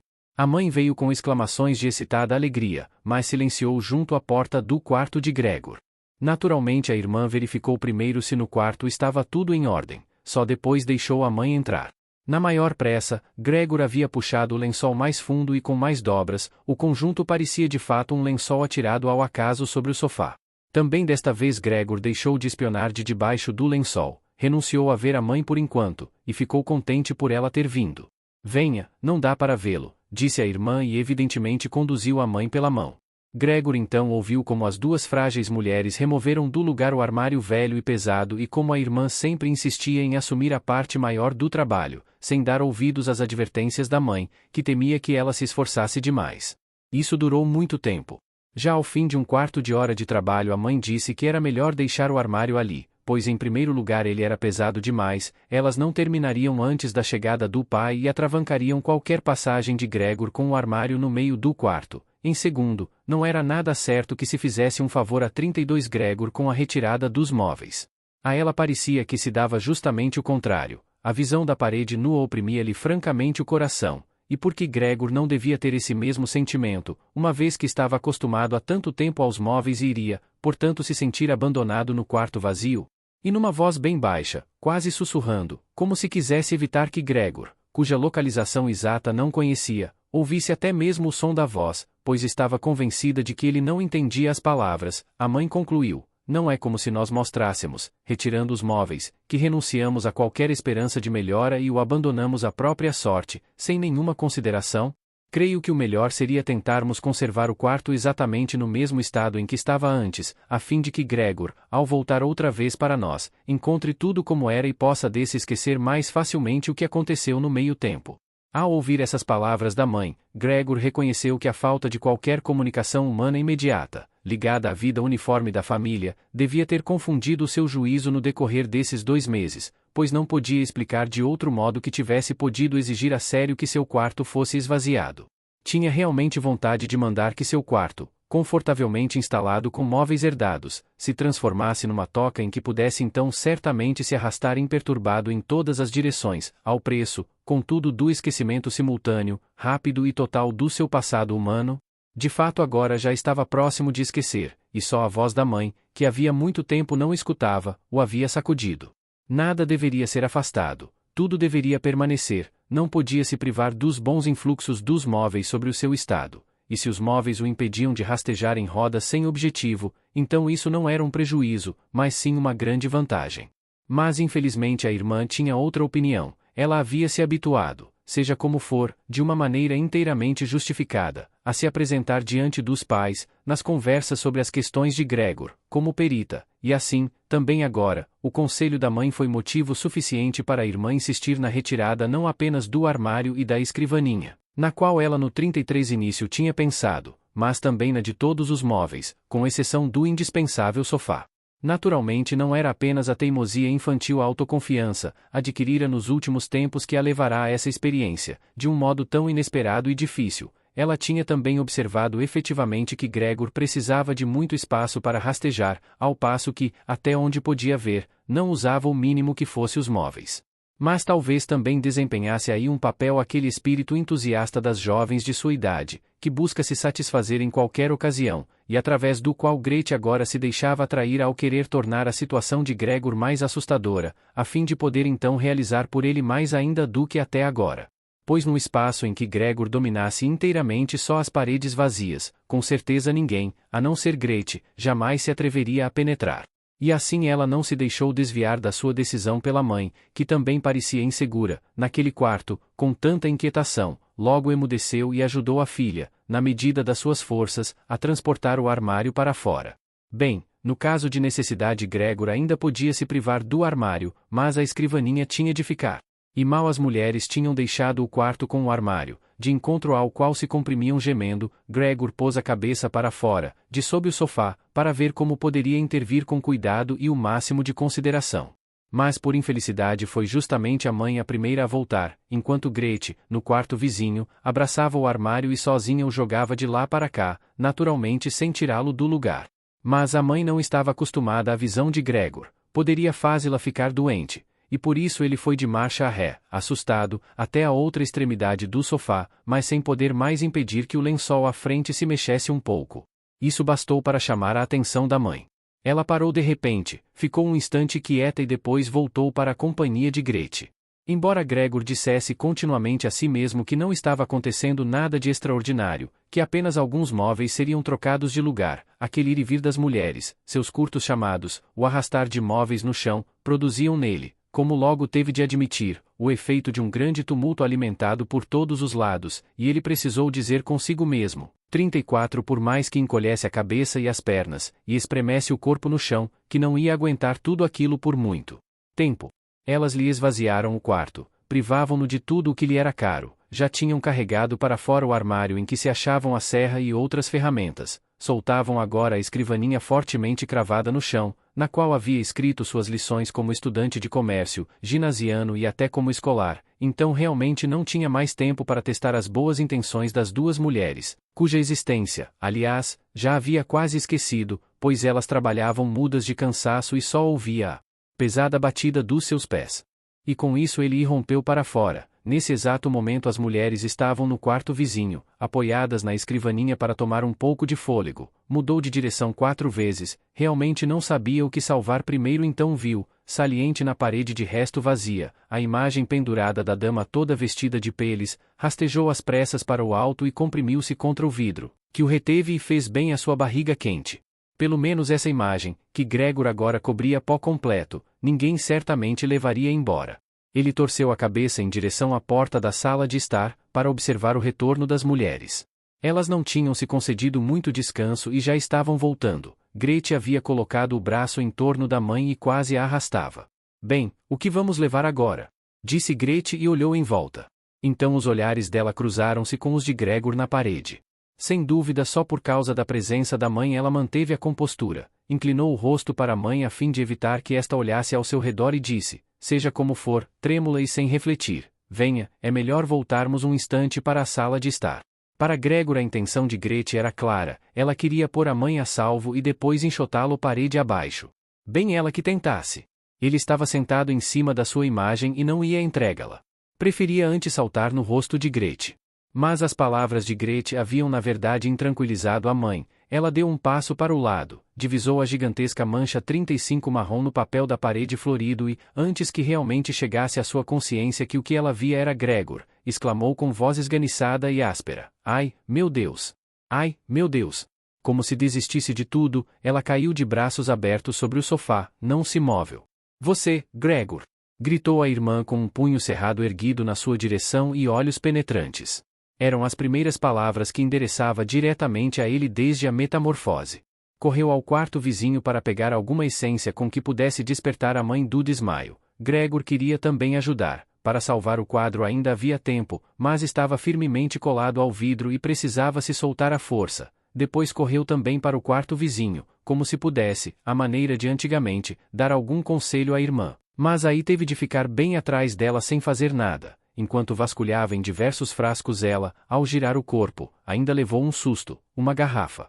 Caiu no chão e se quebrou, um estilhaço feriu Gregor na cara, algum remédio corrosivo escorreu por ele. Gretchen então pegou, sem mais de deter, quantos frascos podia segurar e disparou com eles em direção à mãe. A porta ela bateu com o pé. Gregor ficou então isolado da mãe, que por culpa sua talvez estivesse perto da morte. Não podia abrir a porta, se não quisesse afugentar a irmã que precisava permanecer junto à mãe. Agora não tinha outra coisa a fazer senão esperar, e oprimido por autocensuras e apreensão começou a rastejar, rastejou por cima de tudo, paredes, móveis, teto, e no seu desespero, quando todo o quarto começou a virar ao seu redor, caiu finalmente em cima da grande mesa. Finalmente, acossado pelo desespero, viu a sala andar à roda e caiu no meio da grande mesa. Passou um pouco de tempo. Gregor jazia ali, extenuado, em torno estava silencioso, talvez isso fosse um bom sinal. Então soou a campainha da porta. A empregada, naturalmente, estava encerrada na sua cozinha e por isso Gretchen precisava ir abrir a porta. O pai tinha chegado. O que aconteceu? Foram suas primeiras palavras. A aparência de Gretchen sem dúvida havia denunciado tudo. 36 Gretchen respondeu com voz abafada, obviamente comprimia o rosto no peito do pai. A mãe desmaiou, mas agora já está melhor. Gregor escapou. Eu já esperava, disse o pai. Eu sempre disse isso a vocês, mas vocês as mulheres não quiseram me ouvir. Para Gregor era evidente que o pai havia interpretado mal a comunicação demasiado breve de Grete e assumido que Gregor era culpado de algum ato de violência. Por isso ele agora precisava aplacar o pai, pois não tinha tempo nem possibilidade de esclarecê-lo. E assim se refugiou junto à porta do seu quarto, apertando-se contra ela, para que o pai, ao entrar, vindo da antessala, pudesse logo ver que Gregor tinha melhor intenção de voltar imediatamente ao seu quarto, e que não era necessário tocá-lo para lá, mas apenas abrir a porta para que Lê num instante desaparecesse. Mas o pai não estava num estado de ânimo capaz de notar essas sutilezas. Ah! Exclamou logo à entrada, num tom de quem está ao mesmo tempo furioso e contente. Gregor recuou a cabeça da porta e ergueu-a na direção do pai. Realmente não o tinha imaginado assim como ele ali estava. Seja como for, absorvido nos últimos tempos pela novidade de rastejar, deixará de se ocupar como antes com os acontecimentos no resto da casa e na verdade precisaria estar preparado para encontrar as coisas mudadas. Apesar disso, era aquele ainda o seu pai? O mesmo homem que costumava ficar enterrado na cama exausto, quando Gregor partia para uma viagem de negócios, que nas noites de regresso o recebia de roupão na cadeira de braços, que era absolutamente incapaz de se levantar, apenas erguendo os braços em sinal de alegria, e que nos raros passeios de família, em alguns domingos do ano e nos feriados principais, caminhava com esforço entre Gregor e a mãe, que por si sós já andavam devagar, um pouco mais devagar ainda, embrulhado no seu velho casaco, apoiando-se sempre com cuidado na muleta e que, quando queria dizer alguma coisa, quase sempre parava e reunia em torno de si os acompanhantes. Agora, porém ele estava muito ereto, vestido com um uniforme azul justo, de botões dourados, como usam os contínuos de instituições bancárias. Sobre o colarinho alto e duro do casaco se desdobrava o forte queixo duplo. Sob as sobrancelhas 37 cerradas os olhos escuros emitiam olhares vívidos e atentos, o cabelo branco, outrora desgrenhado, estava penteado com uma risca escrupulosamente exata e luzidia. Atirou o cap, no qual estava gravado um monograma dourado, provavelmente de um banco, até o sofá, descrevendo um arco por todo o quarto, e caminhou para Gregor, o rosto irascível, as mãos nos bolsos das calças, as abas do comprido casaco do uniforme atiradas para trás. Certamente ele mesmo não sabia o que estava querendo, de qualquer modo, levantava os pés a uma altura pouco incomum e Gregor ficou espantado com o tamanho gigantesco das solas das botas. Mas não ficou nisso, já sabia desde o primeiro dia da sua nova vida que diante dele, o pai só considerava adequada a severidade extrema. E assim correu na frente do pai, parando quando ele se detinha e se apressando de novo apenas o pai se movia. Deram assim várias voltas pelo quarto, sem que nada de decisivo acontecesse, na realidade sem que tudo aquilo tivesse a aparência uma perseguição, em vista da velocidade lenta. Por causa disso Gregor permaneceu provisoriamente no chão, sobretudo temendo que o pai pudesse considerar uma maldade especial uma fuga pelas paredes ou pelo teto. Seja como for, precisou admitir a si próprio que não poderia aguentar essa corrida por muito tempo, pois enquanto o pai dava um passo, ele tinha de realizar inúmeros movimentos. A falta de fôlego começou a se fazer notar, uma vez que, mesmo nos velhos tempos, não tinha um pulmão inteiramente confiável. Enquanto cambaleava de cá para lá, quase não mantinha os olhos abertos, a fim de reunir todas as forças para a corrida. No seu torpor não pensava em outra maneira de se salvar senão correndo, e tinha esquecido que as paredes estavam à sua disposição, embora aqui elas permanecessem obstruídas por móveis cuidadosamente talhados, cheios de recortes e pontas, quando nesse momento alguma coisa, atirada de leve, voou bem ao seu lado e rolou diante dele. Era uma maçã, a segunda passou voando logo em seguida por ele. Gregor ficou paralisado de susto. Continuar correndo era inútil, pois o pai tinha decidido bombardeá-lo. Da fruteira em cima do buffet ele havia enchido os bolsos de maçãs, e por enquanto sem mirar direito, as atirava uma a uma. As pequenas maçãs vermelhas rolavam como que eletrizadas pelo chão e batiam umas nas outras. Uma maçã atirada sem força, raspou as costas de Gregor, mas escorregou sem causar danos. Uma que logo se seguiu, pelo contrário, literalmente penetrou nas costas dele. Gregor quis continuar se arrastando, como se a dor 38 surpreendente e inacreditável pudesse passar com a mudança de lugar, mas ele se sentia como se estivesse pregado no chão e esticou o corpo numa total confusão de todos os sentidos. Com o último olhar ainda viu a porta do seu quarto ser escancarado e a mãe se precipitar de combinação à frente da filha que gritava: pois Grete a tinha aliviado das roupas para permitir que ela respirasse com liberdade enquanto estava desacordada. Viu-a correr ao encontro do pai e no caminho caírem ao chão, uma a uma, as saias desapertadas. E viu quando ela tropeçando nas saias chegou até o lugar onde o pai estava e, abraçando, em completa união com ele, mas nesse momento a vista de Gregor já falhava, pedir, com as mãos na nuca do pai, que ele poupasse a vida de Gregor. Capítulo 4. O grave ferimento de Gregor, que o fez sofrer mais de um mês, a maçã ficou alojada na carne como uma recordação visível, já que ninguém ousou remove-la. Parecia ter lembrado ao pai que Gregor, a despeito de sua atual figura triste e repulsiva, era um membro da família que não podia ser tratado como um inimigo, mas diante do qual o mandamento do dever familiar impunha engolir a repugnância e suportar e nada mais. E embora por causa da ferida Gregor agora tivesse perdido, provavelmente para sempre, algo da sua mobilidade e no momento precisasse de longos minutos para atravessar o quarto, como um velho inválido de guerra, rastejar pelo alto estava fora de cogitação, ele recebeu, por essa deterioração do seu estado, uma compensação a seu ver inteiramente satisfatória, no sentido de que todos os dias ao anoitecer a porta para a sala de estar, que 1 ou 2 horas antes costumava observar atentamente, era aberta de tal forma que, deitado na escuridão do seu quarto, invisível da sala de estar, ele podia ver a família toda à mesa iluminada e escutar suas conversas, de certo modo com a permissão geral, ou seja, se uma maneira totalmente diversa da anterior. Sem dúvida não eram mais as conversas animadas dos velhos tempos, nas quais Gregor sempre pensava com alguma nostalgia quando, nos pequenos quartos de hotel, tinha de se atirar cansado à cama úmida. Agora as coisas só aconteciam na maioria das vezes com muita quietude. Logo depois do jantar o pai adormecia na sua cadeira de braços, a mãe e a irmã concitavam uma a outra ao silêncio. A mãe, muito curvada sob a luz, costurava finas roupas de baixo para uma loja de modas. A irmã, que tinha aceito um emprego como vendedora, à noite estudava estenografia e francês para conseguir talvez mais tarde um posto melhor. Às vezes o pai acordava e como se não soubesse absolutamente que tinha dormido, dizia para a mãe: "Quanto tempo você está costurando outra vez?" E adormecia de novo, enquanto mãe e filha sorriam cansadas uma à outra. 40 Com uma espécie de obstinação, o pai se recusava a tirar mesmo em casa o uniforme de funcionário. Enquanto o roupão pendia inútil do cabide ele cochilava na sua cadeira inteiramente vestido, como se estivesse sempre pronto para o serviço e aguardasse também aqui a voz do superior. Em vista disso o uniforme, que desde o início não era novo, perdeu o asseio, apesar de todo o cuidado da mãe e a irmã, e frequentemente Gregor olhava durante serões inteiros para aquela roupa coberta de manchas e lustrosa nos seus botões dourados sempre polidos, com o qual o velho dormia de um jeito extremamente incômodo, mas apesar disso tranquilo. Assim que o relógio batia às 10 horas a mãe, com leves exortações, tentava acordar e depois persuadir o pai a ir para a cama, pois ali não era lugar para o sono certo de que ele tinha extrema necessidade, pois precisava entrar no serviço às 6 da manhã. Mas, na obstinação que o havia tomado desde funcionário, insistia sempre em ficar à mesa mais tempo, embora adormecesse regularmente e, além disso, só com o maior esforço pudesse depois ser convencido a trocar a cadeira pela cama. Então, por mais que mãe e a filha, com pequenas admoestações, o forçassem, ele sacudia a cabeça devagar, durante um quarto de hora, conservava os olhos fechados e não se levantava.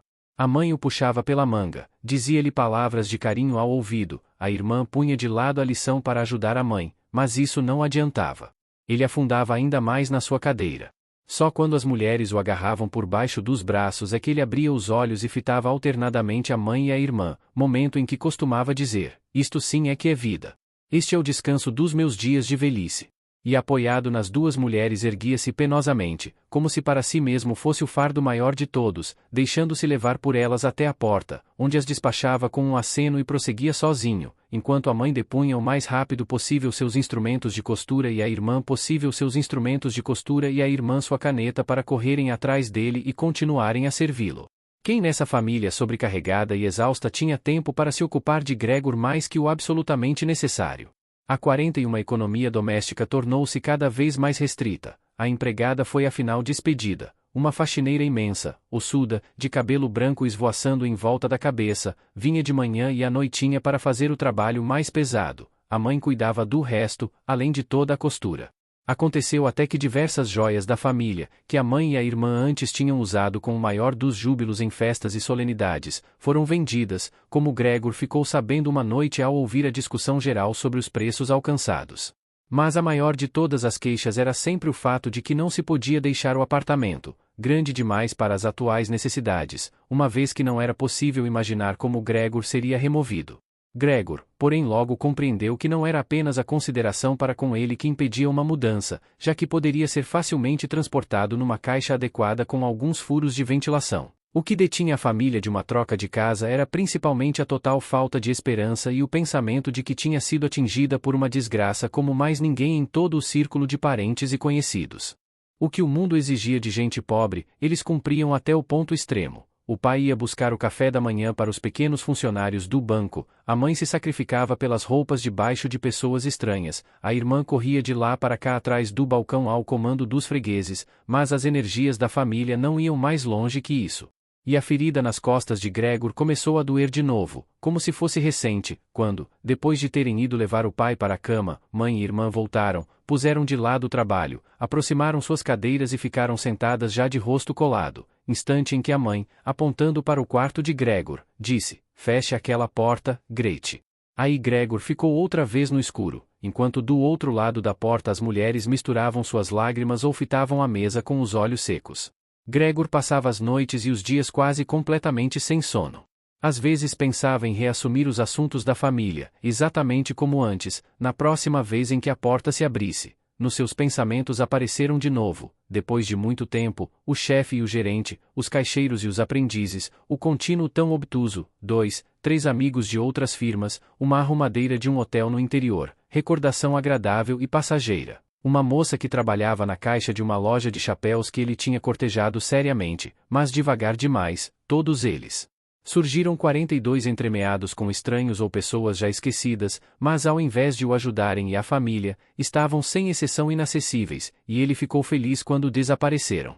Mas depois ele já não estava mais com ânimo nenhum para cuidar da família, sentia-se simplesmente cheio de ódio pelo maltratamento e, embora não pudesse imaginar nada que lhe despertasse o apetite, fazia, no entanto, planos sobre como poderia chegar à despensa para ali pegar tudo o que lhe era devido, mesmo que não tivesse fome.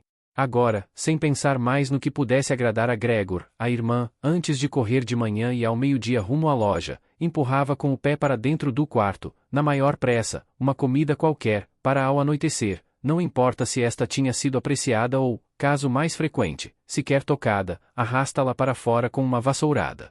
A arrumação do quarto, que ela agora providenciava sempre à noite, não podia ser feita com maior rapidez. Estrias de sujeira percorriam as paredes, aqui e ali havia novelos de pó e lixo. Nos primeiros tempos, à chegada da irmã, Gregor se colocava em cantos que indicavam isso de modo especial, para com essa posição de certa maneira censura-la. Mas teria certamente podido ficar ali semanas inteiras sem que ela tivesse se corrigido. Grete via a sujeira exatamente como ele, mas havia decidido deixá-la. Ao mesmo tempo, com uma suscetibilidade que nela era totalmente nova, e que na verdade acometera a família toda, velava para que lhe ficasse reservada a arrumação do quarto de Gregor. Certa vez a mãe submeteu o quarto a uma grande limpeza, que só conseguiu fazer depois de usar alguns baldes de água. De qualquer modo o excesso de umidade molestou Gregor também, que ficou deitado no sofá, largo, amargurado, imóvel, mas o castigo da mãe não demorou. Pois ao anoitecer, mal tinha notado a alteração no quarto de Gregor, a irmã, ofendida ao extremo, correu até a sala de estar e, a despeito das mãos da mãe erguidas em súplica, rompeu num acesso de choro, ao qual no início os pais, naturalmente o pai tinha pulado de susto de sua cadeira, assistiram perplexos e sem saber o que fazer, até que também começaram a se tocar. O pai censurava, à direita, a mãe por não ter deixado a limpeza para a irmã, à esquerda, pelo contrário, vociferava que a irmã nunca mais podia limpar o quarto de Gregor, ao passo que a mãe tentava arrastar o pai, que já não sabia onde estava de tanta excitação, para o quarto de dormir. A irmã, sacudida por soluços, batia os pequenos punhos na mesa, e Gregor, cheio de raiva, sibilava alto, porque não 43 tinha ocorrido a ninguém fechar a porta e poupa-lo desse espetáculo e desse barulho. Mas ainda que a irmã, exausta do trabalho profissional, estivesse saturada de cuidar de Gregor como antigamente, de modo algum teria sido necessário que a mãe ficasse no seu lugar e Gregor não precisava ser negligenciado. Pois agora havia a faxineira. Essa velha viúva, que na sua longa vida devia ter suportado as piores coisas com a ajuda de uma forte construção óssea, não tinha propriamente repulsa por Gregor. Sem que fosse de algum modo curiosa, uma vez ela havia aberto casualmente a porta do quarto de Gregor, à vista dele, que tomado de total surpresa, embora ninguém o perseguisse, começou a correr de lá para cá, ficou parada, admirando, com as mãos cruzadas no colo. Desde então, de manhã e à noitinha nunca perdia a oportunidade de abrir um pouco a porta e espiar rapidamente Gregor. No começo ela também o chamava ao seu encontro, com palavras que provavelmente considerava amistosas, como, venha um pouco aqui velho bicho sujo, ou, vejam só o velho bicho sujo. A chamados desse tipo Gregor não respondia nada, mas ficava imóvel no seu lugar, como se a porta não tivesse sido aberta. Se ao invés de deixar a faxineira perturbá-lo inutilmente, segundo o capricho do momento, eles tivessem ordenado que ela limpasse todos os dias o seu quarto. Certa vez, de manhã cedo, uma chuva violenta batia nas vidraças, talvez já um sinal da primavera que chegava. Quando a faxineira começou de novo a usar suas expressões, Gregor ficou tão exasperado que, embora lento e débil, se voltou para ela, como que preparado para o ataque.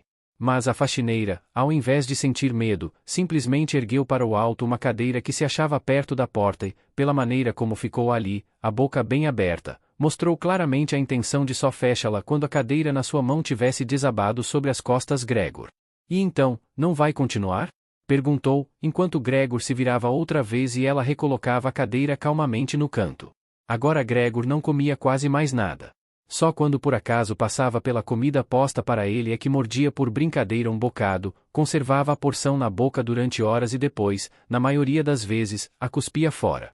Pensou a princípio 44 que era tristeza pelo estado do seu quarto que o impedia de comer, mas foi justamente com as mudanças ocorridas nele que se reconciliou bem cedo. Haviam-se habituado a introduzir naquele quarto as coisas que não se podia colocar em outro lugar, e existia um monte delas ali, já que um quarto do apartamento fora alugado a 3 inquilinos. Estes senhores sisudos, os 3 tinham barba cheia, como uma vez Gregor verificou por uma fresta da porta, eram obcecados pela ordem não só no seu quarto, mas também, uma vez que haviam se mudado para lá, na casa inteira, principalmente na cozinha. Não suportavam tralha inútil, muito menos suja. Além disso, haviam trazido, em sua maior parte, o próprio mobiliário. Por esse motivo tinham se tornado supérfluas muitas coisas que na verdade não se podia vender, mas que também não se queria jogar fora. Todas elas migraram para o quarto de Gregor, mesmo a lata de cinza e a lata do lixo da cozinha. Agora a faxineira, que estava sempre com muita pressa, simplesmente arremessava ao quarto de Gregor o que não era usado no momento. Felizmente Gregor via, na maioria dos casos, o objeto em questão e a mão que o segurava. Talvez a faxineira tivesse a intenção de pegar as coisas de novo, conforme o tempo e a ocasião, ou então atirar todas elas fora de uma só vez, mas o fato é que elas permaneciam no lugar onde tinham sido atiradas, isso quando Gregor não se locomovia no meio do entulho e as punha em movimento, a princípio forçado, porque não havia nenhum outro espaço para rastejar, mais tarde. Porém com satisfação crescente, embora depois dessas caminhadas, triste e morto de cansaço, não se movesse novamente. Durante horas. Visto que os inquilinos jantavam às vezes em casa, na sala de estar comum, a porta desta ficava fechada várias noites, mas Gregor renunciou com grande facilidade à porta aberta. Ele não a tinha usado já diversas noites em que ela havia permanecido assim, pois, sem que a família percebesse, ficará deitado no canto mais escuro do seu quarto. Uma vez, no entanto, a faxineira deixará a porta para a sala de estar entreaberta, e assim ela continuou mesmo quando os inquilinos entraram à noite e a luz foi acesa. Eles sentaram-se à cabeceira da mesa, onde antigamente o pai, a mãe e Gregor comiam, desdobraram os guardanapos e empunharam o garfo e a 45 faca. Imediatamente a mãe apareceu à porta com uma travessa de carne e logo atrás dela a filha com uma travessa de batatas empulhadas alto. A comida soltava um vapor forte. Os inquilinos inclinaram-se sobre as travessas colocadas à sua frente, como se quisessem examiná-la antes de comer, e efetivamente o senhor que estava sentado no meio e parecia valer como autoridade para os outros 2 cortou um pedaço de carne ainda na travessa, sem dúvida para verificar se ela estava suficientemente mole ou se acaso não devia ser mandada de volta à cozinha. Ficou satisfeito e a mãe e a irmã, que haviam observado ansiosas, começaram a sorrir, respirando com alívio. A família mesmo ia comer na cozinha. Apesar disso o pai, antes de se dirigir à cozinha, entrou na sala de estar, fez uma única inclinação de corpo e deu uma volta em torno da mesa com o cap na mão. Os inquilinos levantavam-se todos ao mesmo tempo e murmuravam alguma coisa dentro das suas barbas. Quando depois ficaram a sós, comeram num silêncio quase total. Pareceu estranho a Gregor que, em meio a todos os múltiplos ruídos do ato de comer, se destacasse continuamente o som dos dentes mastigando, como se com isso quisessem mostrar a ele que era preciso ter dentes para comer e que mesmo com as mais belas mandíbulas sem dentes não se podia fazer nada. Eu tenho apetite, sim, disse Gregor a si mesmo, preocupado, mas não por essas coisas. Como se alimentam esses inquilinos, e eu aqui morrendo? Exatamente nesta noite, Gregor não se lembrava de tê-lo ouvido durante todo aquele tempo. O violino soou na cozinha. Os inquilinos já tinham terminado o jantar, o senhor do meio havia puxado um jornal, e os três liam e fumavam recostados nas cadeiras. Quando o violino começou a tocar, eles prestaram atenção, se levantaram e foram na ponta dos pés até a porta da antessala, junto à qual pararam espremidos um contra o outro. Deviam tê-los ouvido da cozinha, pois o bradou: por acaso a música incomoda os senhores? Ela pode ser imediatamente interrompida. Pelo contrário, disse o senhor do meio. Será que a senhorita não gostaria de vir até nós e tocar aqui na sala, onde é muito mais cômodo e confortável? Oh, pois não, exclamou o pai de Gregor, como se fosse ele o violinista. Os inquilinos voltaram para a sala de estar, e ficaram esperando. Logo chegou o pai de Gregor com a estante da partitura e a irmã com o violino. Grete preparou tudo tranquilamente para tocar. Os pais, que nunca antes haviam alugado quartos e por isso exageravam na gentileza com os inquilinos, não ousaram sentar-se nas próprias cadeiras. O pai se inclinou sobre a porta, com a mão direita enfiada entre dois botões do casaco do uniforme, que ele conservava fechado. Mas um dos senhores ofereceu à mãe uma cadeira e ela ficou sentada à parte, num canto da sala, por ter deixado a cadeira no lugar onde o senhor a havia posto. A irmã começou a tocar, o pai e a mãe, cada um do seu lado, acompanharam atentamente os movimentos das suas mãos. Atraído pela música, Gregor tinha ousado avançar um pouco e já estava com a cabeça dentro da sala de estar. Dificilmente o surpreendia o fato de que nos últimos tempos levava os outros tão pouco em conta. Essa consideração tinha sido, antes, o seu orgulho. E, no entanto, justamente agora ele deveria ter mais motivo para se esconder, pois por causa do pó, que se depositava em toda parte no seu quarto, e que ao menor movimento voava em volta, ele também estava todo coberto de poeira, sobre as costas e pelos lados arrastava consigo fios, cabelos, restos de comida. Sua indiferença diante de tudo era grande demais para que, como antes, tivesse ficado de costas e se esfregado no tapete várias vezes durante o dia. E a despeito desse estado não teve pejo de se adiantar um pouco sobre o assoalho imaculado da sala. Seja como for, ninguém prestava atenção nele. A família estava completamente absorvida pelo violino. Os inquilinos, ao contrário, que a princípio haviam se colocado, as mãos nos bolsos das calças, perto demais da irmã, atrás da estante da partitura, de tal modo que todos eles poderiam ver as notas, o que certamente devia perturbar a irmã, logo retrocederam até a janela, as cabeças baixas, conversando a meia voz, e ali permaneceram, ansiosamente 47 observados pelo pai. Realmente isso agora tinha a aparência mais que nítida de que estavam decepcionados na sua expectativa de ouvir uma música de violino bonita ou capaz de entreter, de que estavam saturados de toda a apresentação e só por polidez ainda se deixavam perturbar no seu sossego. Especialmente o modo como sopravam para o alto a fumaça dos seus charutos pelo nariz e pela boca permitia deduzir o grande nervosismo deles. E, no entanto, a irmã tocava com tanta beleza.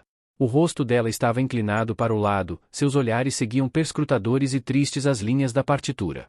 Gregor rastejou mais um trecho à frente, mantendo o corpo rente ao chão, para se possível captar os seus olhos.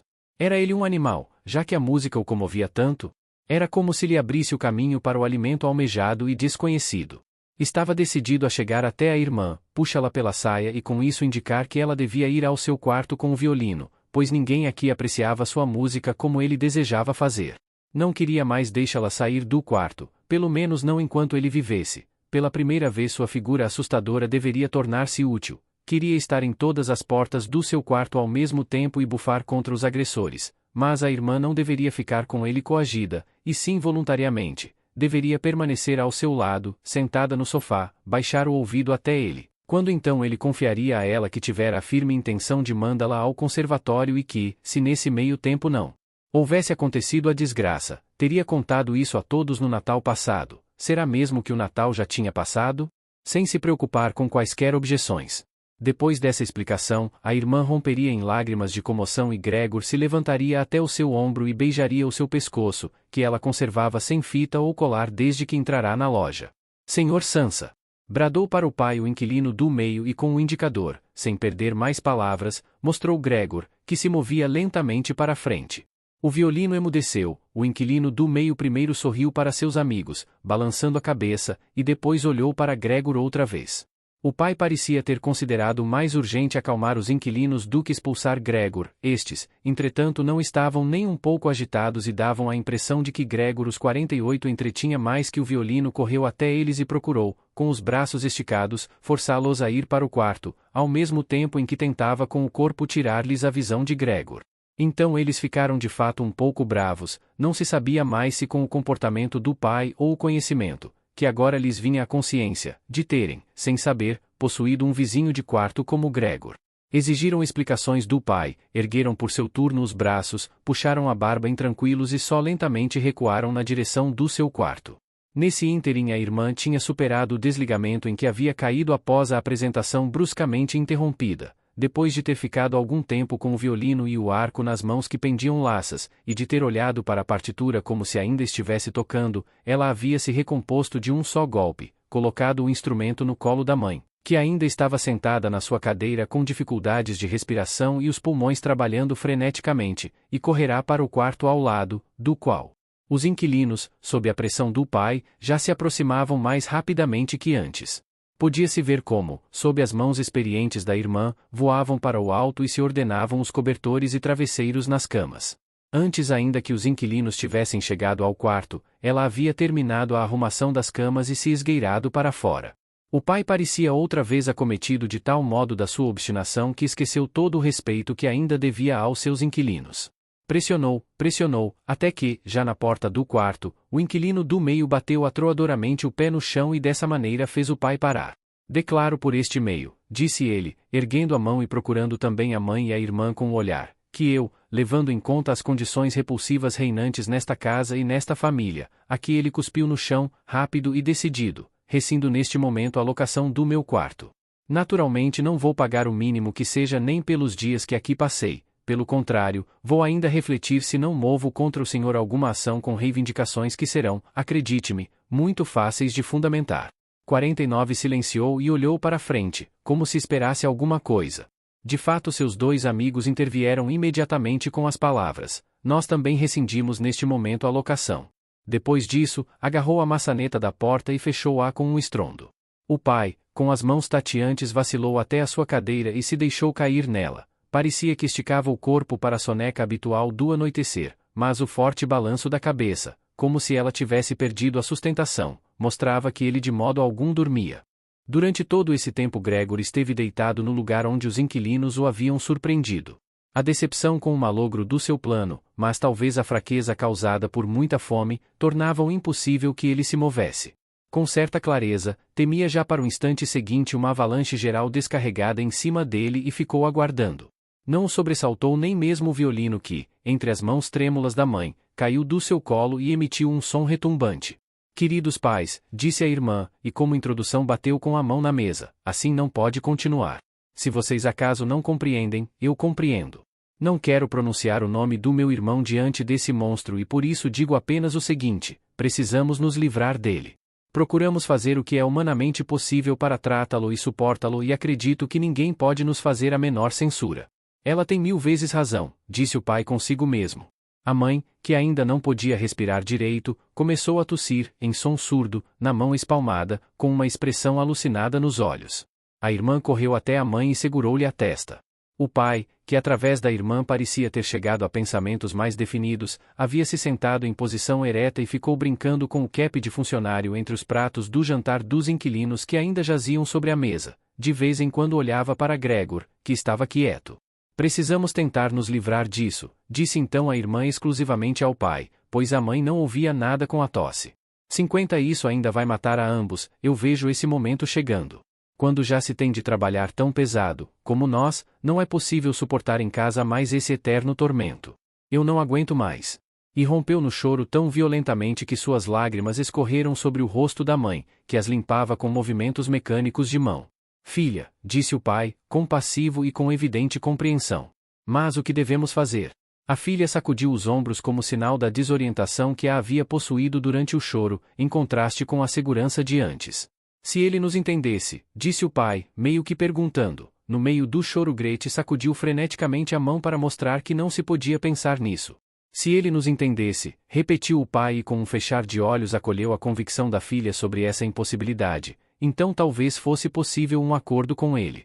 Mas assim, é preciso que isso vá para fora, exclamou a irmã de Gregor. É o único meio, pai. Você simplesmente precisa se livrar do pensamento de que é Gregor. Nossa verdadeira infelicidade é termos acreditado nisso até agora. Mas como é que pode ser Gregor?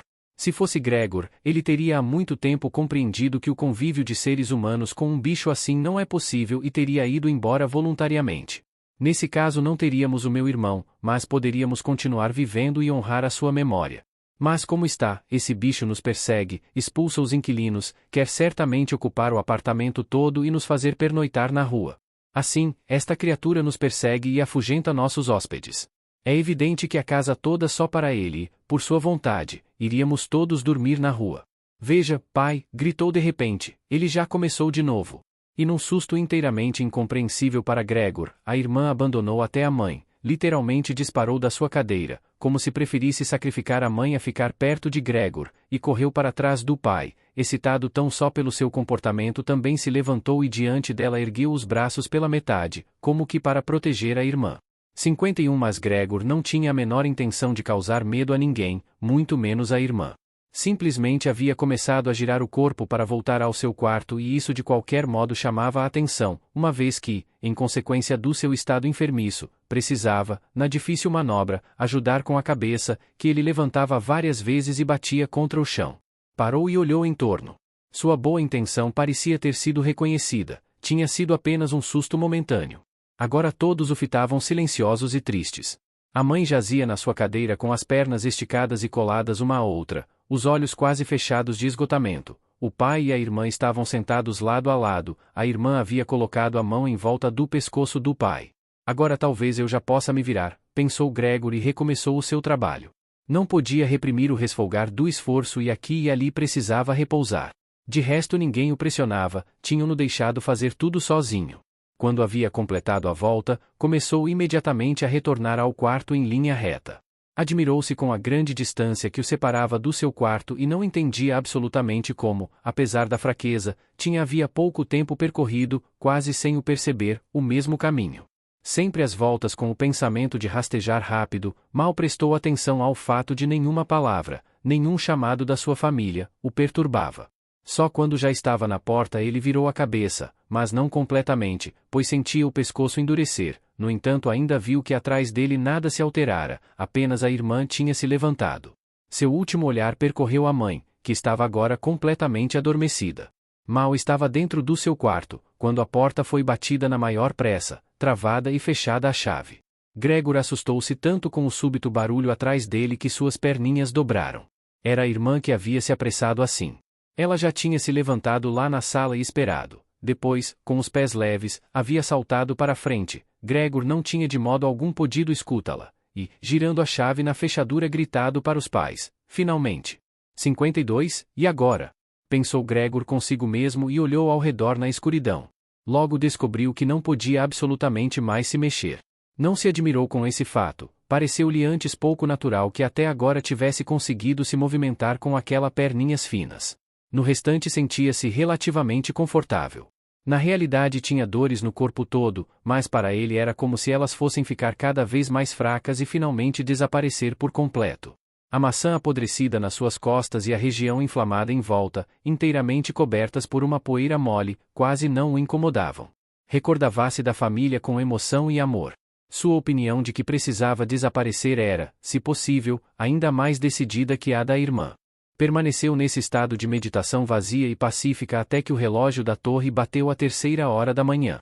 Ele ainda vivenciou o início do clarear geral do dia lá do lado de fora da janela. Depois, sem intervenção da sua vontade, a cabeça afundou completamente e das suas ventas fluiu fraco e último fôlego. Quando a faxineira chegou de manhã cedo, a partir da sua chegada não era mais possível nenhum sono tranquilo na casa inteira, tal a força e a pressa com que batia todas as portas, por mais que lhe tivessem pedido que evitasse fazer isso, ela não descobriu, a princípio, nada de especial na curta e costumeira visita a Gregor. Pensou que ele estava deitado ali premeditadamente imóvel e que fazia o papel de ofendido, pois lhe creditava todo o entendimento possível. Por estar casualmente segurando na mão a vassoura de cabo comprido, tentou, da porta, fazer cócegas com ela em Gregor. Quando isso também não deu resultado, ficou irritada, espetou Gregor um pouco e só depois que o havia empurrado do lugar sem achar resistência é que prestou mais atenção. Ao reconhecer a verdade dos fatos arregalou os olhos, deu um assobio, mas não se deteve muito tempo, escancarou a porta do quarto de dormir e bradou em voz alta para dentro do escuro: venham só ver uma coisa, ele empacotou. Está lá empacotado de uma vez. O casal Sansa ficou sentado no leito conjugal fazendo um esforço para superar o susto com a faxineira antes que chegassem a 53 entender o que ela comunicava. Mas depois o senhor e senhora Sansa, cada um do seu lado, desceram da cama o mais rápido possível. O senhor Sansa atirou sobre os ombros o cobertor, a senhora Sansa saiu só de camisola e assim entraram no quarto de Gregor. Nesse meio tempo tinha sido também a porta da sala de estar, na qual Grete dormia desde a entrada dos inquilinos. Estava completamente vestida, como se não tivesse dormido nada, o rosto pálido parecia comprová-lo. Morto, disse a senhora Sansa, e ergueu os olhos interrogativamente para a faxineira, embora pudesse verificar por si mesma e até reconhecer tudo sem verificação. É o que estou tentando dizer, disse a faxineira e para provar empurrou o cadáver de Gregor com a vassoura mais um longo trecho para o lado. A senhora Sansa esboçou um movimento, como se quisesse deter a vassoura, mas não o fez. Bem, disse o senhor Sansa, agora podemos agradecer a Deus. Fez o sinal da cruz e as 3 mulheres seguiram o seu exemplo. Grete, que não desviava os olhos do cadáver, disse: vejam só como ele estava magro. Também já fazia muito tempo que não comia nada. Assim como entrava, a comida saía de novo. De fato o corpo de Gregor estava completamente plano e seco, na verdade só agora se reconhecia isso, uma vez que ele já não estava erguido sobre as perninhas e nada mais distraia o olhar. Grete, entre um instantinho conosco, disse a senhora Sansa com um sorriso melancólico e Grete, não sem olhar para trás, na direção do cadáver, seguiu os pais até o quarto de dormir. A faxineira fechou a porta e abriu completamente a janela. Embora fosse de manhã cedo já se misturava ao ar fresco um pouco de mornidão. Afinal já era fim de março. Os 3 inquilinos saíram do seu quarto e olharam perplexos ao redor, à procura do seu café da manhã, tinham-nos esquecidos. Onde está o café da manhã? Perguntou rabugentamente a faxineira o inquilino do meio. 54 Mas esta pôs o dedo na boca e em seguida, apressada e sem uma palavra, acenou para que os senhores chegassem ao quarto de Gregor. Eles foram e, com as mãos nos bolsos dos seus paletós um tanto poídos, ficaram em pé à volta do cadáver de Gregor, no quarto já inteiramente iluminado. Abriu-se então a porta do quarto de dormir e o senhor Sansa apareceu na sua libré, a esposa num braço e a filha no outro. Todos tinham o ar de quem havia chorado um pouco. De vez em quando, Grete comprimia o rosto no braço do pai. Deixem imediatamente a minha casa, disse o senhor Sansa e apontou para a porta, sem se afastar das mulheres. O que o senhor está querendo dizer com isso? Disse algo atônito o senhor do meio e sorriu docemente. Os outros 2 conservavam as mãos atrás das costas e as esfregavam sem parar, como se esperassem com alegria uma grande contenda, mas que devia terminar com vantagem para eles. Estou querendo dizer exatamente o que afirmei, respondeu o senhor Sansa e marchou em linha cerrada com as 2 acompanhantes ao encontro do inquilino. Este a princípio ficou parado olhando o chão, como se as coisas se juntassem na sua cabeça numa nova ordem. Bem, então nós vamos embora, disse depois e levantou os olhos para o senhor Sansa, como se, acometido de súbita humildade, pedisse de novo licença para essa decisão. O senhor Sansa fez-lhe apenas vários acenos breves com a cabeça, os olhos bem abertos. Diante disso o inquilino caminhou efetivamente com passadas largas para a antessala. Seus 2 amigos, que já estavam escutando fazia algum tempo, as mãos completamente calmas, iam agora saltitando bem atrás dele, como se temessem que o senhor Sansa pudesse entrar na antessala à sua frente, interrompendo a ligação com o chefe. Na antessala os 3 tiraram os chapéus do cabide, puxaram suas bengalas do porta-bengalas, inclinaram-se em silêncio e deixaram o apartamento. Numa desconfiança que se mostrou completamente infundada, o senhor Sansa foi até o vestíbulo com as 2 mulheres. Curvado sobre o corrimão observaram os 3 senhores descerem a longa escada. na verdade devagar, mas continuamente. 55 desapareceram em cada andar numa determinada curva da escadaria e ressurgirem alguns instantes depois. Quanto mais desciam, tanto mais se perdia o interesse da família Sansa por eles, e quando um entregador de carne subiu na sua direção e passou à sua frente, escada acima, com a encomenda na cabeça, numa postura altiva, com a encomenda na cabeça, numa postura altiva, o Sr. Sansa abandonou rapidamente o corrimão, junto com as mulheres, e todos voltaram, como que aliviados, ao seu apartamento. Decidiram dedicar o dia ao repouso e ao passeio, não só mereciam, como necessitavam absolutamente dessa interrupção no trabalho. E assim sentaram-se à mesa para escrever 3 cartas de desculpa, o Sr. Sansa à direção do banco, a Sra. Sansa ao seu empregador e Gretchen ao proprietário da loja. Enquanto escreviam, entrou a faxineira para dizer que ia embora, pois o seu trabalho da manhã havia terminado. A princípio os 3 simplesmente menearam a cabeça, sem erguer os olhos, só quando a faxineira não fez menção de se afastar é que eles olharam irritados para ela. E então? Perguntou o Sr. Sansa. A faxineira estava junto à porta, sorridente, como se tivesse de anunciar à família uma grande boa notícia, mas só o faria se interrogada a fundo. A pequena e reta pena de pavão em cima do seu chapéu, com a qual o Sr. Sansa já se irritara durante o seu tempo de serviço, balançava leve em todas as direções. O que é que a senhora está querendo? Perguntou a Sra. Sansa, pela qual a faxineira ainda tinha o máximo respeito. Ah, sim, respondeu a faxineira, que por causa do riso amigável não pôde continuar falando. A senhora não precisa se preocupar com o jeito de jogar fora a coisa aí do lado. Já está tudo em ordem. A Sra. Sansa e Gretchen inclinaram-se sobre as cartas, como se quisessem continuar escrevendo. O Sr. Sansa, percebendo que a faxineira queria agora começar a descrever tudo em minúcia, repeliu isso decididamente com a mão esticada. Já que não tinha 56 permissão para contar, a faxineira se lembrou de que estava com muita pressa e, obviamente ofendida, exclamou, até logo para todos. Virou-se selvagemente e deixou o apartamento em meio a um formidável bater de portas. Hoje à noite ela será despedida, disse o Sr. Sansa, mas não obteve resposta nem da mulher, nem da filha, pois a faxineira parecia ter perturbado a tranquilidade que mal tinham reconquistado. As duas se levantaram, foram até a janela e lá ficaram, mantendo-se abraçadas. O Sr. Sansa virou-se para elas da sua cadeira e ficou observando-as em silêncio por momento. Depois bradou, agora venham aqui. Parem de pensar no que passou. E tenham um pouco de consideração por mim. As mulheres obedeceram-lhe logo, correram para ele, acariciaram-no e terminaram rápido suas cartas. Depois os 3 deixaram juntos o apartamento, coisa que não faziam havia meses, e foram de bonde elétrico para o ar livre no subúrbio da cidade. O bonde em que ficaram sentados sozinhos estava totalmente iluminado pelo sol cálido. Recostados com conforto nos seus bancos, conversaram sobre as perspectivas do futuro, descobrindo que, examinadas de perto, elas não eram de modo algum más, pois os 3 tinham empregos muito vantajosos e particularmente promissores, sobre os quais, na verdade, nunca tinham feito perguntas pormenorizadas um ao outro.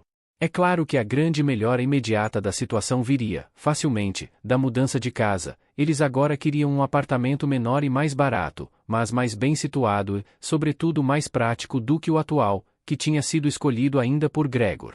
Enquanto conversavam assim, ocorreu ao Sr. e à Sra. Sansa, quase que simultaneamente, a vista da filha cada vez mais animada, que ela, apesar da canseira dos últimos tempos, que empalidecera suas faces, havia florescido em uma jovem bonita e opulenta. Cada vez mais silenciosos e se entendendo quase inconscientemente através de olhares, pensaram que já era tempo de procurar um bom marido para ela. E pareceu-lhes como que uma confirmação dos seus novos sonhos e boas intenções quando, no fim da viagem, a irmã se levantou em primeiro lugar e espreguiçou o corpo jovem.